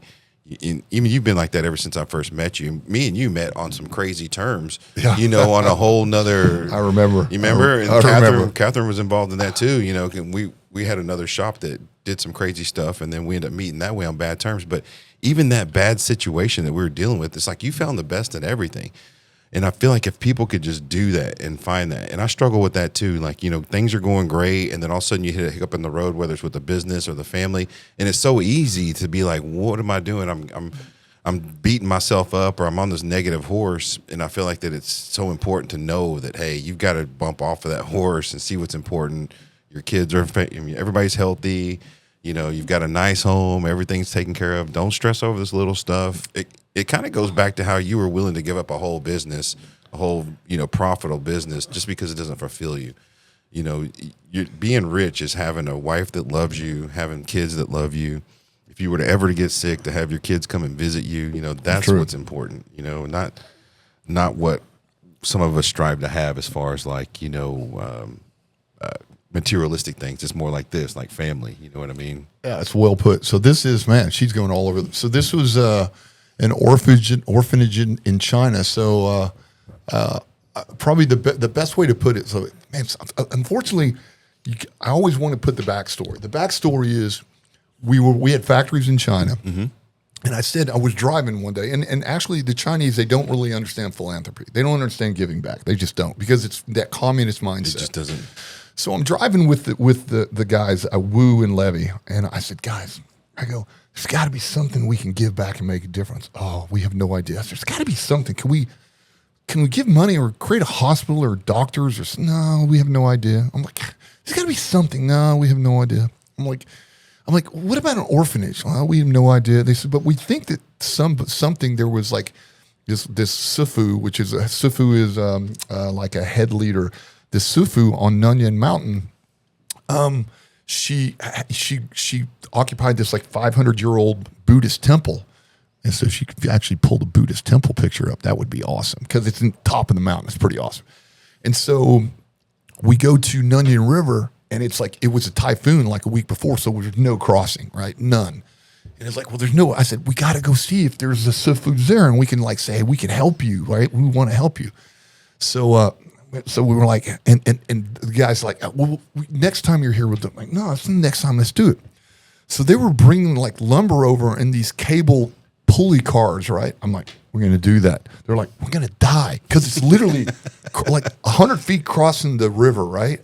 Like a gorge over the... Yes, like a gorge, exactly. So that's one picture. But it doesn't really show the scale of how far it is up there. It's the Nunya River? Yeah, Nunyan. Nunyan. So very cool. So we get all these little trolleys, and I'm like, we're gonna die. It's a rusted cable. I'm like, I don't know. It's not OSHA approved, right? No. And we get in there and we cross it, and we get over there and we trek up the top, and we find this temple, and we go in there. We meet the Sifu, and the Sifu comes there, and she gives us some food and everything. And we're talking, and then she's literally crying. She goes, you know, I've been praying to Buddha every day that, you know, we need help, because, you know, what back then it was China had a one-child policy. That means you get one child and that's it. They all wanted boys. You all wanted boys. So if you had a girl, you have a problem, right? Yeah. But if you had a girl that had a problem, let's say, you know, some type of, you know, whether autism or Down syndrome, they would literally be discarded. So what they did was the Sifu had a few of them, like 3 or 4. And she goes, I've been praying, but we don't have money for food or clothes or schooling, and there's so many more that need to come here. And I'm like, and I'm telling Levy, explain to her, you know, Usaway means no problem, we're gonna fix it. But she literally crying. She goes, no, you don't understand how bad we don't have food. I'm like, your prayers are answered. We're here. We're gonna fix it. Then she keeps going. I'm like going, hey, I go, your prayers are answered. I'm like going, hey, let's pull out some money, right? So we're like going, and we had a bunch of money because we were going to go to like a printing factory. I could pull out the cash, like all renminbi, like big stacks, pull out the money. She'll see it. We pull out the money, hand it to her. She goes on her like, oh, this is me hanging out with some of the orphans. Yeah, okay. See, we had fun. We were like, so I found these are water squirt guns, right? So I would always bring up toys so we could play with. So every time I would go to China to work, I would like always climb Nunyan Mountain and hang out with the orphans. So we'd climb about 6 a.m., spend time with them. It's such a terrible name, orphans, but a lot of them now have moved on and, you know, went to school, et cetera, and have like a productive lives, et cetera. So that's kind of the story for that. Bro, that's intense. That's like awesome, how, man. yeah, I mean, how do you explain that besides like God putting you there? Yeah, but it was so well. Here's a story that I don't think I've ever told anybody. There was 2 of the guys that I'm with.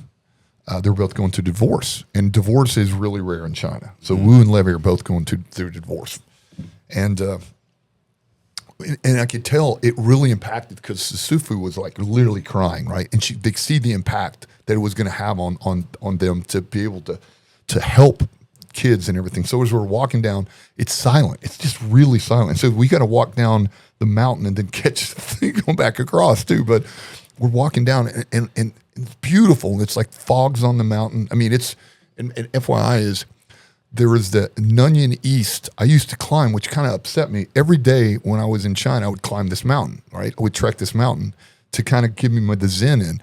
I didn't realize on the other mountain, that's where the Sifu had the old temple, right? And I never went over there to that side. So then it was right there. Yeah. I was right there, which kind of upset me a little bit. But as we're walking down, I'll never forget, you know, we're about 30 minutes into it. I'm like, tell Wu, I said, hey, Wu, I'm like, I said, how did you feel like when we were going up there? He goes, oh, you know, because with his, you know, divorce and everything, he says, it was a great weight was on my shoulder. And I said, wow, okay. And we're walking down about another 10 minutes. And then I said, oh, I have a question. See, and it was actually Houston-esque questions, right? Really good. And I said, how do you feel now? And he goes, and he stops. He goes, it says a great weight has lifted from my shoulders. And so we're really meant, what he figured it out in that moment is that doing something outside of yourself good for others, no matter what pain you're in or whatever conflict you're in, actually can release a lot of the pain and pressure. You know what I mean? Just by being a good human being and trying to make a difference. And both of them said the same thing. And it actually changed your lives. I mean, it's like that was that one event where like, okay, I get it now. I get it. We can try to, let's say, you know, be good people, make a difference. And from that time on, we would always go hang out. So it's like more shots of Nunyan here. And I probably take through the years, I probably climbed Nunyan about, no kidding, about 200 times. Really? Wow. Through the years. Okay, so, Dude. So are we getting to pork chomps? Are we running out of time? I mean, is everybody like sleeping? Everybody now? awake over there? Yeah, is it like literally? We got about 43 minutes on the cards, just so y'all know. What's that mean? What does that mean? We still got time. Okay. We're good. Okay, cool. Because believe me, I had so many stories. I mean, and nobody really is interested in my stuff. How does a guy just from Oklahoma, you know what I mean, raised by his grandpa, I mean, like, how do you make any sense of all this? Like, how does any of this even happen? Here's the funny thing. It seems normal. It seems just, I mean, whatever I say, it's That's like, not normal, Frank. But I'm saying, but I think what I'm saying is that it seemed like, and this is going to sound weird, it seemed that I already knew where I was going to be, right? So and Kathy does ask me time to time, like going, aren't you like pinching yourself? I'm like, no, because I knew that whatever it was, is that whatever the journey was going to be similar, you know? And it wasn't really about like the stuff. It was really about like, hey, the adventure and the cultures and the life and all the, you know, the friendships I made along the way. So even with you guys. So it's like, even like our friendship was created via adversity, right? True. And even though it was kind of like this bad situation, right? This undercurrent of this black cloud, let's call it. You know, it's like the magic moment for me is I got to meet Houston. I was like, as soon as I met him, I'm like, okay, this is a genuinely wonderful human being. And here's what they tell me. This is Abdul Aziz says too. He goes, I've had many people say this is Frank. He's a collector. I'm like, yeah, he's a collector of good people. That's of good exactly what I people. was gonna say. He's a collector of good people. So when I see good people, I mean, you're blessed and you keep them around, and you keep them around, meaning like you want to be a part of their life, not like I keep them around, like you know what I meant. So was there a vehicle that was done wrong at another shop? Yeah, it was a bad situation. We got screwed, right? Yeah. It was a You car. can explain. That was and Frank took it like a literally champ. got screwed. They screwed through the doors. Through the doors screws, of his car. like drywall screws. Oh, I think you told me Yeah, about that. it was a bad deal. Luckily, Was it a local shop? it was yeah. We it don't have was to name 'em, but- yeah, we're not going to. But luckily, they got in touch with a great body shop, and it's one of my accounts, and then that's Yeah. when we met. And Good point. It was so crazy that situation was so bad, and that I could tell it bothered them because they've been out of their car for a long time. It was Yeah. like, $30,000-$40,000 worth of damage that was done to the car, maybe. And Did the initial shop pay for any of that? I think their insurance did, maybe. But after it was all said and done, Yes, their insurance did. it was a pretty long fiasco. And just for them to be patient, Frank's better half is Catherine. That's who I met with, because to get to Frank, you have to go through Catherine. Not true. Not true. Gatekeeper. She's the gatekeeper. She just knows how to use the mobile phone better than I do. That's what it is. That's exactly what it is, right? She's like, you need to see Frank. We got to get an Not- appointment. She's no gatekeeper. It's just I'm too hard to get a hold of. Like, I mean, I'm You're busy climbing mountains and exactly wrestling Come on. ostriches. See, there you go, man. Thank you. But dude, it's just been a great thing. I mean, being around guys like you, and what's crazy is there's some guys on the flip side, Frank, that I meet. Yeah, that let's hear it. are I want to hear this one. So freaking rich, and they have houses and they have planes, and they are so fucking miserable. Oh yeah. Dude, they couldn't smile if they wanted to. You know what I mean? It's just like Yeah. why live like that? What's the point, right? I mean, what's why the point? have the money if it's going to treat you like that or make you be like that? You know? You know what my granddad said? I like what he said. He goes, I hope that you die young at a very old age. You know what I mean? Yeah. That's perfect. Whatever it is, I mean, embrace that inner child. I mean, you still get to, I mean, like, it's not that difficult. But I think people try to make it more difficult More than what serious. it is. Yeah. Or here's the thing is, I say this a lot. A lot of people buy things they can't afford to impress people they don't like, right? It's true. If I get something, I get it because I like it. I just want to appreciate it. I mean, I'm thinking it's like, wow, this is cool. I like looking at it. Like you talked about having those offsite garage places. Like, why? I want to walk out the garage and say, wow, look, it's pretty cool. It's like having a Hot Wheel when you're a kid, right? It's just a different level. But it's not like, that's not my identity. It doesn't define who I am. It's No, just at all. stuff, right? It's all it is. Like talking to you and meeting you, I would think that you were like a football player.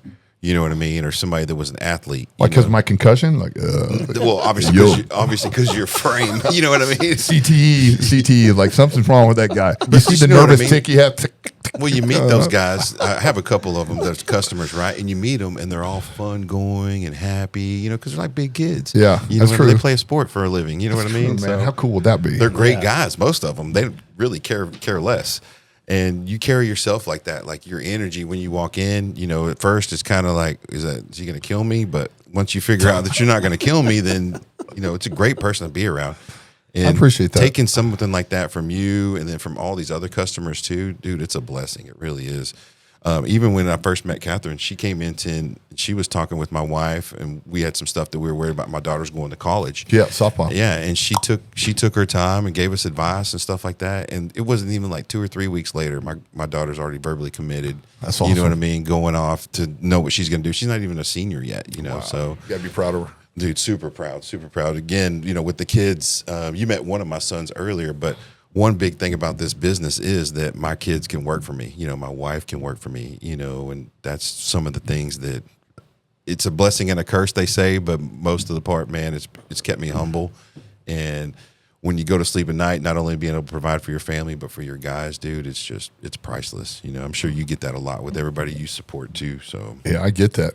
But you can tell, like, when I always say this, business is people. It's not really shops or factories or corporate offices. It's people. So if you can get good people and treat those people good, You know, I mean, then it's like, I mean, that also provides like whatever that fulfillment is. True. So what I'm saying is that when I'm around your guys, I'll always tell is that they're literally, you tell they're happy and fulfilled. They like what they do. That's, you know, get to work with cool cars. I mean, like, I'd like to work here. It's pretty cool. Yeah, and they are for the most part. We're always making videos with them, teasing around with them. That's cool. We always have good fun, you know, with those guys. But the energy you bring, dude, is different. You know, like some of these cats you meet, and they're just so straight laced. And you doing podcasts with these guys? No. Well, I'll tell you first. It was the grind. I'm telling you, it was really hard. We try not to do. When I made my first million, let me tell you. Yeah, something like that. I was like, how am I going to count it? Do I got to buy a money machine? No, I don't. But then my second million was much easier than my first million. But then I got divorced, and I went back to $1 million. I mean, right? You know what I mean? It's this. I was on a call earlier, and I made $37 million, and you know that's like I don't really care. Do you know how much I made? You know how rich I am? Yeah, something like dude, come on, man. But your stories, dude, are intense. Like just from where we've gotten to now, you know what I mean? And I'm really interested in what you do, like on a day-to-day basis, even today, to stay so on target. You know, because it's easy, I think, once you have accrued what you've gotten, to kind of like wander off the path a little bit sometimes, maybe, right? Like maybe not so locked in on your goals or your target. Man, here he goes. He's gonna make me cry, man. Yeah, like, I mean, man, like how do you do deep, that, man? I mean, it's like right when I think I'm having fun in the shallow pool, he throws me off the high dive. Gets back right on the couch. Exactly. Damn, man, I was. But seriously, how do you do that? How do you just stay locked in and just stay motivated? You know what I mean? And just not willing to just kind of let everybody turn into a dick, let's say. You know what I mean? Because I can see how that could happen with some guys. You know what I mean? How they could just go left. So how do I say? Now, how do you avoid that? Like, how are Being you a dick? Avoid being a dick. Yeah. How do I avoid being a dick? Like, just don't be a dick. I mean, I don't know. I mean, okay. So yeah, I'm gonna let me process, because it was actually, it's like there was this deep thought that I had. So, it's I think that, you know, if you look at your beginnings, and if I look at my humble beginnings, and you have to look around too to say is, you know, was it me? Was it really me? Or was it everybody that I surrounded myself with? Was it surrounding myself with good people, with being blessed with good friends, the people that actually believed that, I mean, that were maybe by my side, that said, hey, we believe that you can do what you say you're going to do, you know? I mean, so I think it's like this, is that it then becomes like this, you know, almost like this teamwork where you think it's like going, hey, it's really not me. And so I have to say this is kind of cool. My granddad, because he was born in the 1800s, let's think about it, right? That's crazy. And people are like, oh, man, that guy must have old. But here's what he said. He goes, never get in debt. So that was drilled into my head. So when I started business or anything, I'm like, when everybody else is going out there buying nice cars or places and stuff, I'm like, I can't get in debt. You know, new TV, I can't buy a new TV. I can't get in debt. So I saved until I could buy a good car. Then I saved until I could buy a nice house. In fact, the first house I moved into was literally a 3-story kind of mini mansion, I call it, right? First house, because I'm like, I saved for it, though. I'm like, save. But here's what I want, right? And so the same with cars, same with business. So my business is, how many businesses do you know, well, so especially international businesses, that basically like, I don't do debt. So anything that I have, or a car or stuff or a watch or whatever that is, I pay cash for it. So I've had financial advisors said, you're an idiot because, you know, you got to leverage your money. I'm like, no, my granddad said, here's what I need to do. So that's my, let's say, my profile, right? Mm-hmm. I think that with that is, it also puts a different mentality in, because when you save it, you also forego instant gratification, right? Because if you got credit, you're like, damn, I can go get any car. I go there, I pull my credit score. I don't know how all that works, right? But you get credit score. Hey, you're approved for this house, you know, Mr. Houston. You're approved for this. Do you want that? You can get it. Instant gratification. But when you got to save and you look like, damn, I really want that. Can't afford it. Can't afford it. Or it's not feasible. It doesn't make sense. You know, I got 2 kids. I got to put 2 kids through college. How am I going to do it, right? So I think with a little bit of that, it was helpful, and it's still helpful. Like if I buy something, I'm like, I've got to be able to justify it in my head, and it's hard to let go of cash that you save, right? Because you're also going to like going, and this is me. It sounds a little bit crazy, but I always think about it. Is always about young Frank. got to be smart for old Frank. Young Frank can't go out there and like buy these yachts and stuff like that, because what about old Frank? You know, how are you going to take care of old Frank? So with all that is that those are the voices in my head that says, hey, you know, buy everything within reason. And this is something that I think I want to add is one of the things I tried to do early on, sort of trying to make a difference. And you saw the orphanage, but there's things we've done like, you know, fed villages in Africa, built water wells. I mean, lists are endless. I've probably given away, since we're car business, right? I've probably given away, I don't want to speak out of line, 25 or 30 cars.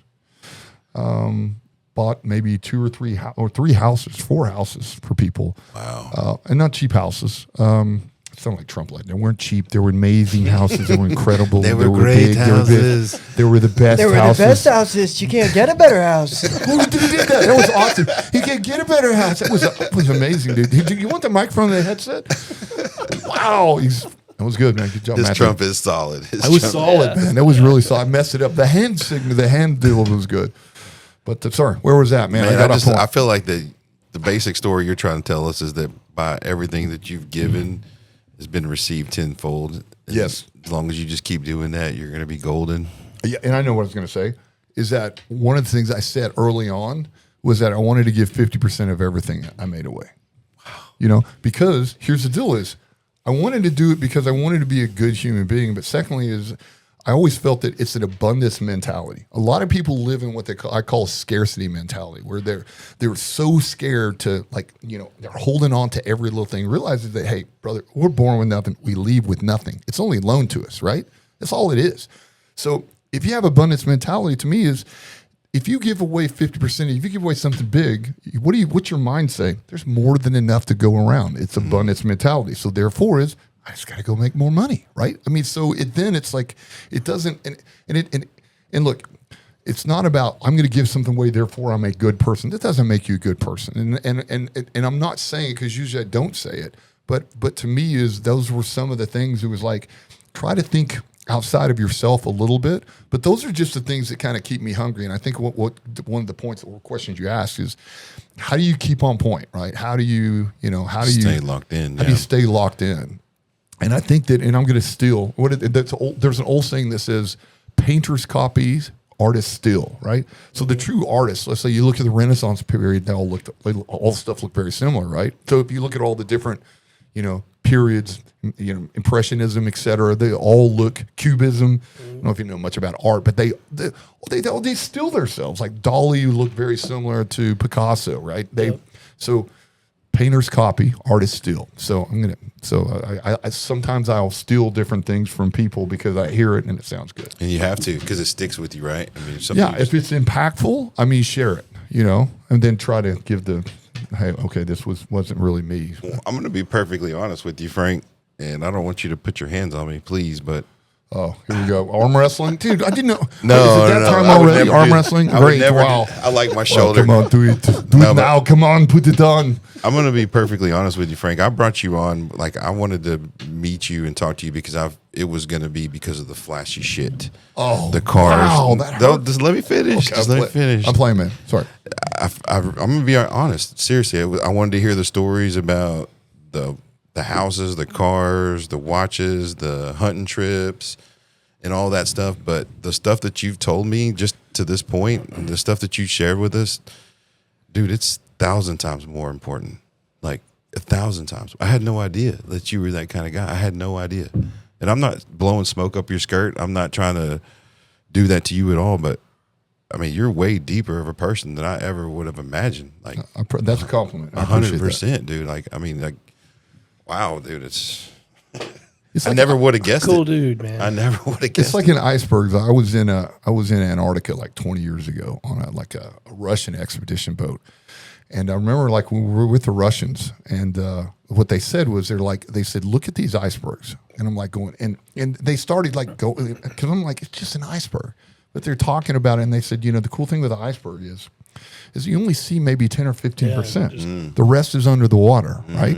So, and I'm like, some of these look like skyscrapers. I'm like, man, think how, I mean, so it's kind of like the iceberg. So what we're really saying is you kind of like an iceberg. You see this 10%, right? This peeking out, right? But you really don't see what's underneath, right? The 70 or 80% underneath, which, to be honest, is most people miss. Because some people, they want to say, hey, we judge you on the way you look or the watch you wear or the car you drive or how you carry yourself or how you speak or you articulate or you present, whatever that is. And I will say this. This is like I'm getting off on a tangent here, but here's what I loved about Houston when I met him. And this is rare that you don't see this very often. He was present. No, that's a huge compliment. Let me tell you why. Most people, when you're talking to them, and it's called sensory acuity, being acutely aware of the impact you're having. I can talk to them and I can tell within 30 seconds, are they really present? Like you said, locked in. Or are they thinking about, oh my God, I got to go to this other appointment, get this. I'm supposed to, take my daughter to softball practice. All of a sudden they're talking to you like, and they're not listening. They're not present. Their phone. Yes. Yeah. And but being present is if you can find somebody who's present, you're going, okay, this person is a real person, right? He's really present. True. With you. Yeah. And here's the thing is, we all have to understand is we all got shit going on, right? And a lot of us have a lot of shit going on, right? And I call it like this. I call it the swan effect. Swan effect is you see a swan like floating across. You pull up the swan picture. No kidding. We saw a swan. Pull up the Bel Air Hotel swan picture. Hey, by the way, it's a true story, but it uses a swan effect. The swan effect is you see a swan, this beautiful white majestic thing just floating on the water. But you don't realize underneath he's kicking like hell. Right? You know what I mean? We're all kicking like, so it's like anybody that hears us say, these guys are like floating. And by the way, I made that up. So I'm not. No, it's a great analogy. I'm taking credit for that one. I didn't steal that from anybody. I will use that one. Okay, you can use that, the swan effect. Swans are savages too, bro. That's true, man. Piss a swan off. You I've do had not them chase me. You do not want to piss a swan off, man. Swans are pretty amazing. So anyway, we were with the Swans a couple weeks ago at the Bel Air Hotel, and so man, this is good. It's a good story though. Bel Air Hotel, we go for Easter. Correct? Okay. So we're there at the Bel Air Hotel, and the Bel Air Hotel is right in the middle of Bel Air. It's just picturesque, beautiful, 20 acres, incredible. Have all these swans, and I love it because it's old Hollywood. Like all the stars from Marilyn Monroe to Dean Martin, it's like Frank Sinatra. It's all the stars that stay there. So we're going to go there for 3 days. So we hang out there like every 2 months we go there. So we go there, we see the swans, of course, because, swan effect is cool. But as we're walking in, we're like, damn it. We walk in for Easter, right? And everybody's dressed up to the nine. Yes. And I'm in ball cap like this, a hoodie. I'm rolling in, jet lagged. I'm like, golly, man. And I know people there, right? Because it's like, because believe it or not, and these people all deal with billionaires and celebrities, like the staff there, but they all know me. So and they're like, then they love hanging out with me because they're like, let me tell you about this. Yeah. By the way, they get disclaimers. I can't tell you some of the stories. So we're walking there. Scoop.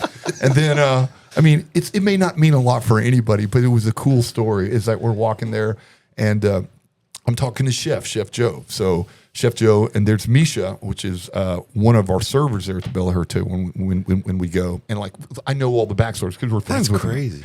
So we're there, and everyone's kind of running up, giving, and the Bel Air Hotel in the restaurant, it's all outdoors, right?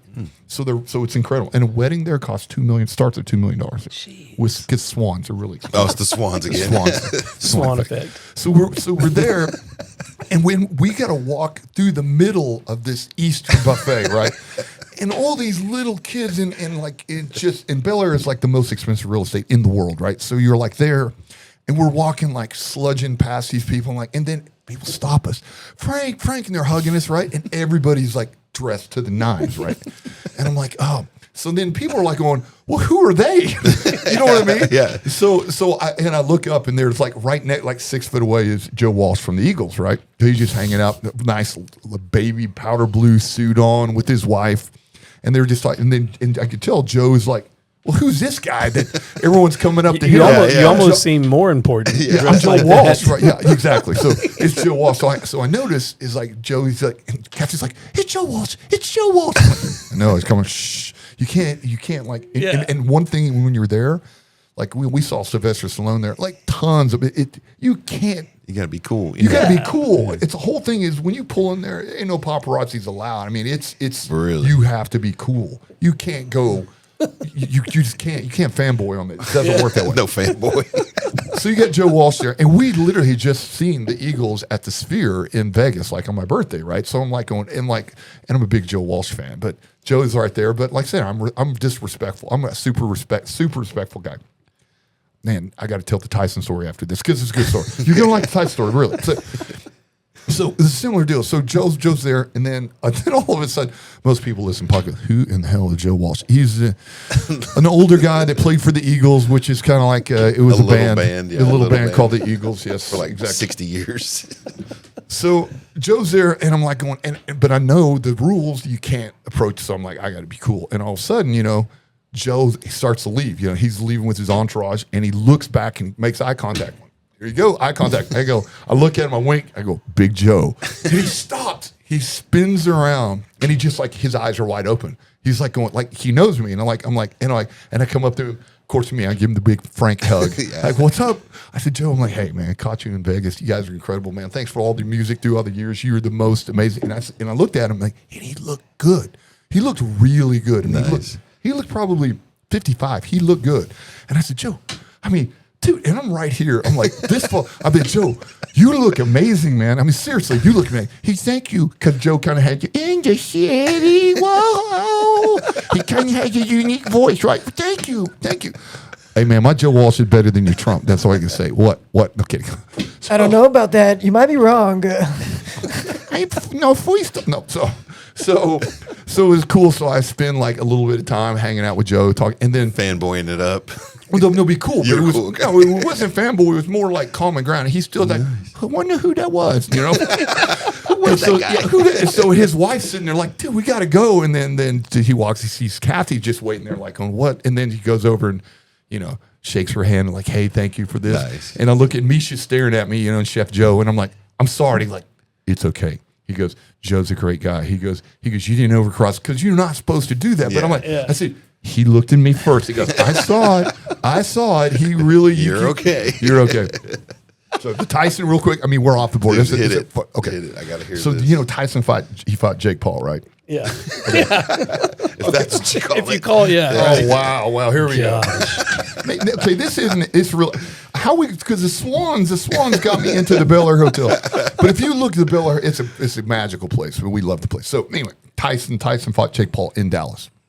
So one of my training partners Cowboy is from Hungary. So I train with a guy, and here's the cool thing is I train with younger guys because it makes me like, and the thing is I thrash them. They can't keep up with me. Well, imagine. So we got a guy from Serbia. So we have Ivan from Serbia. We have Gustav from France. And we have Nikolai from Russia. He's Mother Russia. He's good. Look at this guy. Jesus. So Nikolai's 26. Gustav is 30. Cowboy, his name's Gabriel, but from Hungary. He's a boxer. So one was a football player, one's a boxer. Long story. So well trained together. So it's crazy. It's in the gym when we train. Everybody's like these guys are the craziest guys in the gym. All weightlifting stuff, or Yeah, but crazy, more CrossFit, crazy, insane, like off stuff. balance and stuff. Yeah, stupid, crazy, but yeah, with weights and going stupid. Yeah. Ropes and heavy ropes. We do stupid stuff. Really stupid stuff. Like when people, I have trainers come up to us and say, I don't know what you guys are doing, but it's like Are you y'all guys trying to die? Yeah, What you y'all guys trying are to do? insane. Usually they end up on the floor. Like last workout I had with Gustav, like Kathy was there, she can say, yeah, it happened. Gustav was like, I'm going to throw up. I go, sit down, and I make them put their feet. I'm like, damn, Gustav, come on. Yeah, come on, He goes, kid. it reminds me of college football days. Yeah. He goes, it reminds me of, LSU football days, like 2 days. He goes, working out with you. So anyway, so I get them all as a present, I get them all tickets to Tyson. So we're going to Oh, Tyson. that's badass. So, and that's it. No. So, tickets to Tyson. That's it. And we saw Tyson fight. We It saw was Tyson, incredible. that was it. Yes, we saw Tyson, yeah. So, we get to see Tyson, and then, like, a day before the fight, a buddy calls me up from California. He goes, Tony Maniaci. Frank, this is Tony Maniaci. Do you like Mike Tyson? I'm like, yeah. He goes, are you going to the fight? Yeah.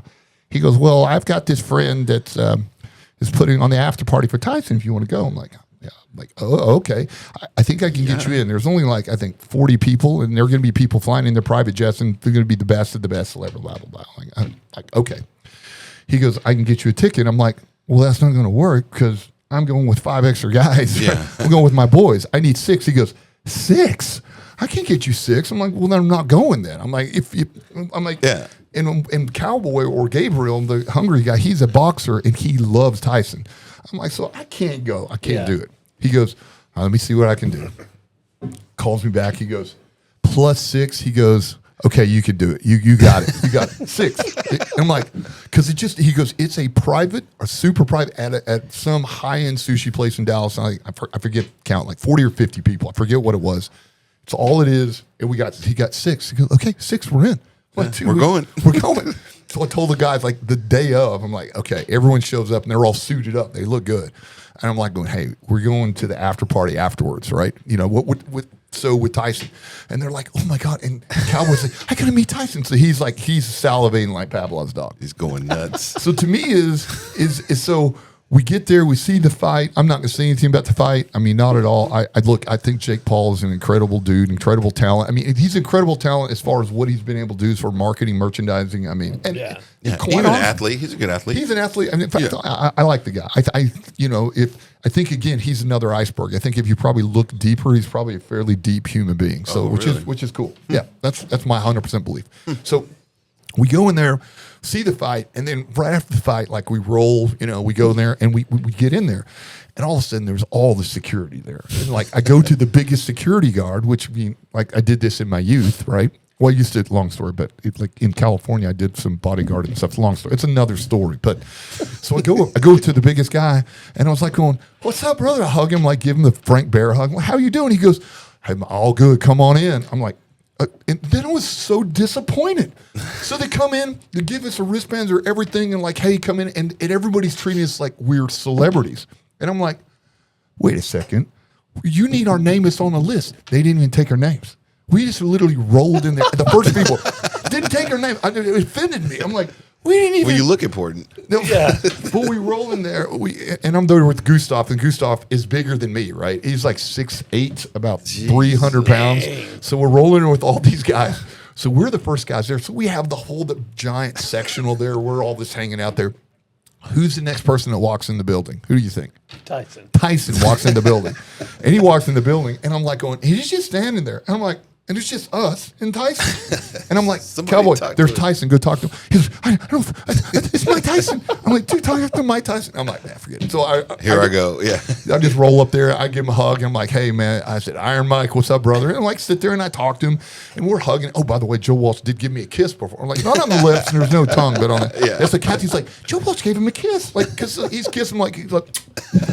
So Tyson, like, and we hugged probably 7 times just talking about life and everything. I'm just in there. And like, I was hoping my friends would come up. Nobody. And here's the cool thing. The cool thing is everybody asked me this question. What do you think the question they asked me when you met Tyson? What do you think happened? Did you take a bite out of your ear? That was the Did he third bite question. your ear? Voice that was not. How did it feel? That was not a bite. That was a nibble. Voice that was a nibble. It was not meant to happen. Okay. No. Did you pull your camera out of your pocket and take a selfie? Where's the picture? Where's the proof? Oh. And I was like going, hey, here's how I roll. I will never pull a camera out of my pocket. Do that either. Yeah. I said, because then I would have made him a prop. Instead, I want human being to human being to basically have that moment, whatever that was.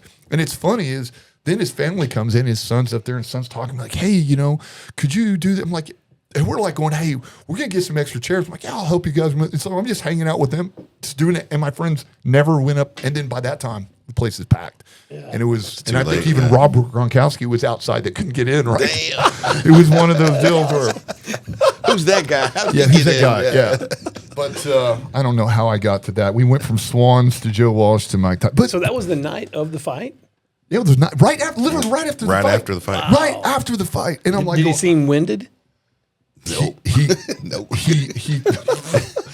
guess you guys watched the fight. No, I mean, to literally walk in, That's sick. Yeah, that's pretty cool. to walk in after the fight and then get to whatever that interaction where 40, 50 million people watched it. And now I'm sitting there. And so I think it's kind of like the Tony Robbins thing too, is what I didn't really get at is it was a self-fulfilling prophecy. It's like, I listened to the tapes and one day I want to shake the guy's hand. And then he ended up hanging out at a resort, right? And then kind of being an acquaintance of him. You follow? I wouldn't call us good friends, but we're definitely acquaintances. But I mean, and it's kind of like that. Like even the Tyson thing, I think that those things just kind of happen, right? Or you kind of manifest them, like you kind of willed it to happen. or you, yeah. I mean, for whatever that is, you know, You've worked toward that. You know Yeah, what I mean? so- That's what you've done. for what I don't know whatever that is. I mean, It's like, sorry, I got off track I somehow. think normal people have a block in their mind, Frank, like things that keep us from saying that we can do certain things. And I just don't think you have that block. You know what I mean? Like to you, like you said, someone else has done it. I can do it too. And most of us have that block to where we're afraid to go over that barrier. Yeah, so I think if you kind of like trigger this too, is you said is like, how do you stay locked in? And this is kind of weird, and it really sounds weird. And somebody that listens to this may say, hey, man, this guy's like a workaholic. I'm not a workaholic. In fact, it's quite the opposite, because I've traveled the world. I mean, dude, like you used to have this deal where like every year I would like set all these crazy plans, right? So one year I'm like, I want to go hit all 7 continents and do something crazy on each continent, something amazing, like flew to Spain, ran with the bulls, you know, so then took a sailboat over to Africa, you name it, like, you know, every different country I did. And then I ended up in Antarctica on the Russian expedition ship. And this was before like, yeah, it was, so with that, it was always these, whatever those goals, like, hey, I want to accomplish this.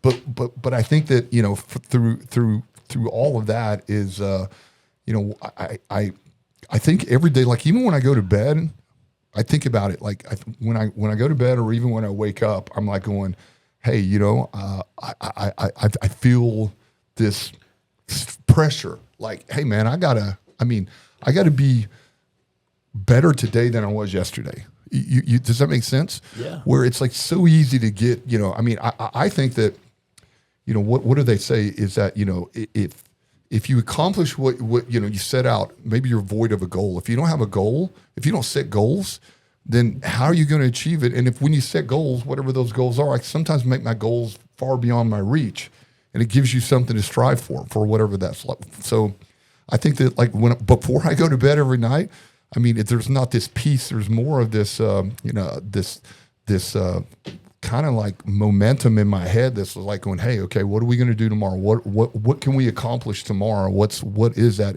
And it's not to say, hey, I need more money or need more things. In fact, I mean, you know, you know, I've built a business, built a life that's hugely sustainable. You know, it's like, I mean, the music could stop tomorrow and I'm fine. However, though, it's that, I mean, I think that's really kind of what keeps you youthful too, is that, you know, the ability to, and I think, let's say Dwayne Johnson or The Rock, he said it better than anyone. He addressed the LA Lakers and, you know, a bunch of young kids in the room. And what he said was, I loved it. He goes, and they looked at him and they said, damn, man, dude, you do a lot of shit. You know, you're doing these movies and this, and you're doing Ballers, and you're doing all this. I'm like, dude, why do you need to do so much shit, you know? And he goes, because every day my back's against the wall, because I know what it's like back then, right? When I didn't have anything, when I was struggling, when I was trying to make, when people were saying you'd never amount to anything, you have those voices.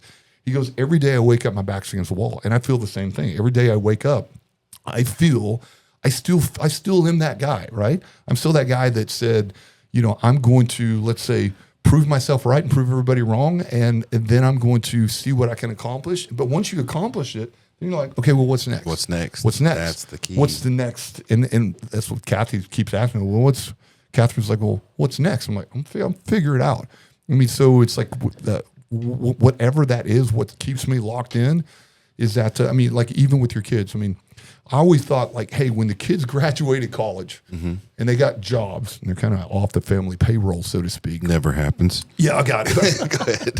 Hey, Go ahead. knock on wood, it's happened. You're for us. good. Yeah, You're we're good. We're good, Okay. man. You We're all made good. it. But I was like going, hey, then we could slow down. But I think slow down becomes it's almost like kind of the bad word, right? And that slow down because you've been given these gifts in life, right? So what do you do with it, right? I mean, and if you're given, like there's a saying in the Bible that, you know, it's about talents, where this ruler gave this guy X talents were money back then. I'm going to give you, let's say, $1. I'm going to give you $100. Give you $1,000. The guy $1,000 went doubled it, tripled it. They called them talents, and the guy with one and went and buried it. The ruler said, why did you bury it? He goes, well, because I was scared I was going to lose it. I only had one. I didn't want to lose it, so I didn't want to go and invest it and multiply it. And he goes, man, you had a God-given, so you had this God-given talent, or you have something given to you, and you didn't do anything with it, right? So it's like, where does it come a point where you say, hey, I'm good? I'm going to now like ride off into the sunset because, I mean, here's the thing is that I would like to think that maybe I got a lot more chapters to write. You know what I mean? Definitely. What's next? And if you don't put yourself out there, then how do I know the next Khalid that comes over a dune in in Dubai, or the next, how do I know that next experience doesn't happen, or because I'm not present or not there, I don't get accomplished that, or maybe that's a FOMO, right? Fear of missing out, or whatever that is. But here's what I can honestly say: is that being a guy that started with nothing, zero. Nobody would loan me money. Nobody helped me. I built it all from the ground up with these two hands. I started it. I breathed life into it. I brought it into the world, created these opportunities, made the money, made the successes, what the perceived successes, right? Always also being a good guy. And, and I can tell you is the next car, the next house. I mean, we're currently, believe it or not, looking at Swansville, like houses in Bel Air as a second or third home. We sold our house in Naples. Another house, another car, another watch isn't going to make you happier. True. It's not. It's True. not. It doesn't do anything. I mean, it brings, let's say, the only thing, like we just bought a new car. I got it in last week. The only thing that brought me joy was taking it and seeing there was an autistic kid that wanted to go sit in it and started it. In fact, and then another kid that saw it said, "Hey, I would sure like to take pictures for prom." In fact, he came over today, right before he came here.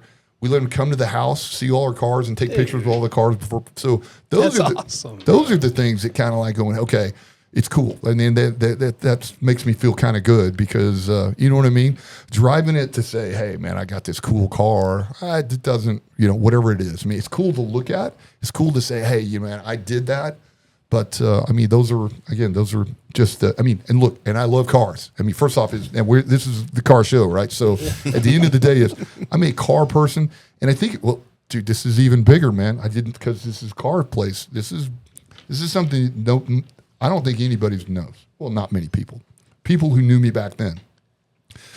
In my 30s, 70% of my 30s, I didn't even have a car. That's how poor I was. I mean, because ultimately when the Austria thing went away, I thought I could rebuild. I didn't. I mean, I stayed stalled forever. Everything I tried failed. Ended up living with my mom in a tiny little room, and didn't have a car for like 7 years. So I know what it's like. So when I give a car away, I know, hey man, you could change somebody's life. Like my buddy Gustav, I'm going to give him my Escalade, right? Yeah. Because I'm like, when he just got a job at an aerospace company, Safran, and I'm like, hey, you starting a new life? I can do that. I'm going to like little things that you can do, right? So anyway, so when I say I give away 25 or 30 cars, it means a lot because that's coming from a guy that knows what it's like not to have a car. Right. And let me tell you, in America, if you don't have a car, you are poor. You're really, but to me is. I was like, I said to myself, because I'm the old school, I can't go buy something that I can't afford. I got to put everything back in the business. I got to figure out what's next. And so that's, so the cool thing now is when I have a car, it kind of like going, it's symbolic. It means something. It's kind of like going, hey, I know what it's like to do without. So you appreciate that much more. Where you came from. Yeah, for sure. Exactly. Where you came from. And you also know is that, hey man, what's the old adage? The same people you pass on the way up, the same people you pass on the way down, right? So it's like be humble. I mean, don't burn bridges. Try to make all the friends you can. And true. And currently, I also work with some billionaires, and they'll call me anytime they're like, well, what do we do with this? I'm like, come on, guys. I mean, think. I mean, it's like, you're like, come on, it's not that. And they'll want advice because they know that whatever advice I give them, it's going to be no bullshit from the heart. Yeah. From the heart, it's going to be no bull. Where everyone else are going to give them sugarcoated or skew it. I'm like, okay, no bullshit. Here's what you guys say. Yeah. So we'll get to that in a second. I just want to ask you one last question. Yes, sir. Before we get to that. Yes. Well, so Houston, we got 5 minutes. Dude, 5 minutes, dude. We just got here. We've been going for 2 hours and 10 minutes. No, but here, it's like Donald Trump. Do the Donald Trump impersonation. Hold on, I'm gonna take control here. All right. Okay. I'll ask it off the air. I think we're gonna have to get a part 2. But one thing I do want to do, I think, Frank, is that you gave a lot of good perspective, a lot of good wisdom. I think a lot of people can learn from, especially people in this room. But if you can look at this camera Right over here. This camera right here. And I can challenge you, if you can give 1 minute, one piece of advice to the next generation, something that maybe they're missing, some perspective that they can really benefit from your life. So it's kind of it's another car story if I can share it. I mean, so Absolutely. I got a few minutes. Absolutely. So after the wedding, Nassar and Hamed has which are the sons, the other sons are unmarried sons. After the wedding, they're like going, "Hey, what do you want to do?" I'm like, and Hamed just got a new TRX, the TRX truck. I'm like, we got to go race the dunes, right? We have to go race the dunes. And so Hamed is 21 and Nassar is 23. So, and actually, if she had the video of this, we have one of the funniest videos of the truck. But anyway, we don't have time for that. I got to go. But there's a point with all this. There is a point. We were driving the dunes.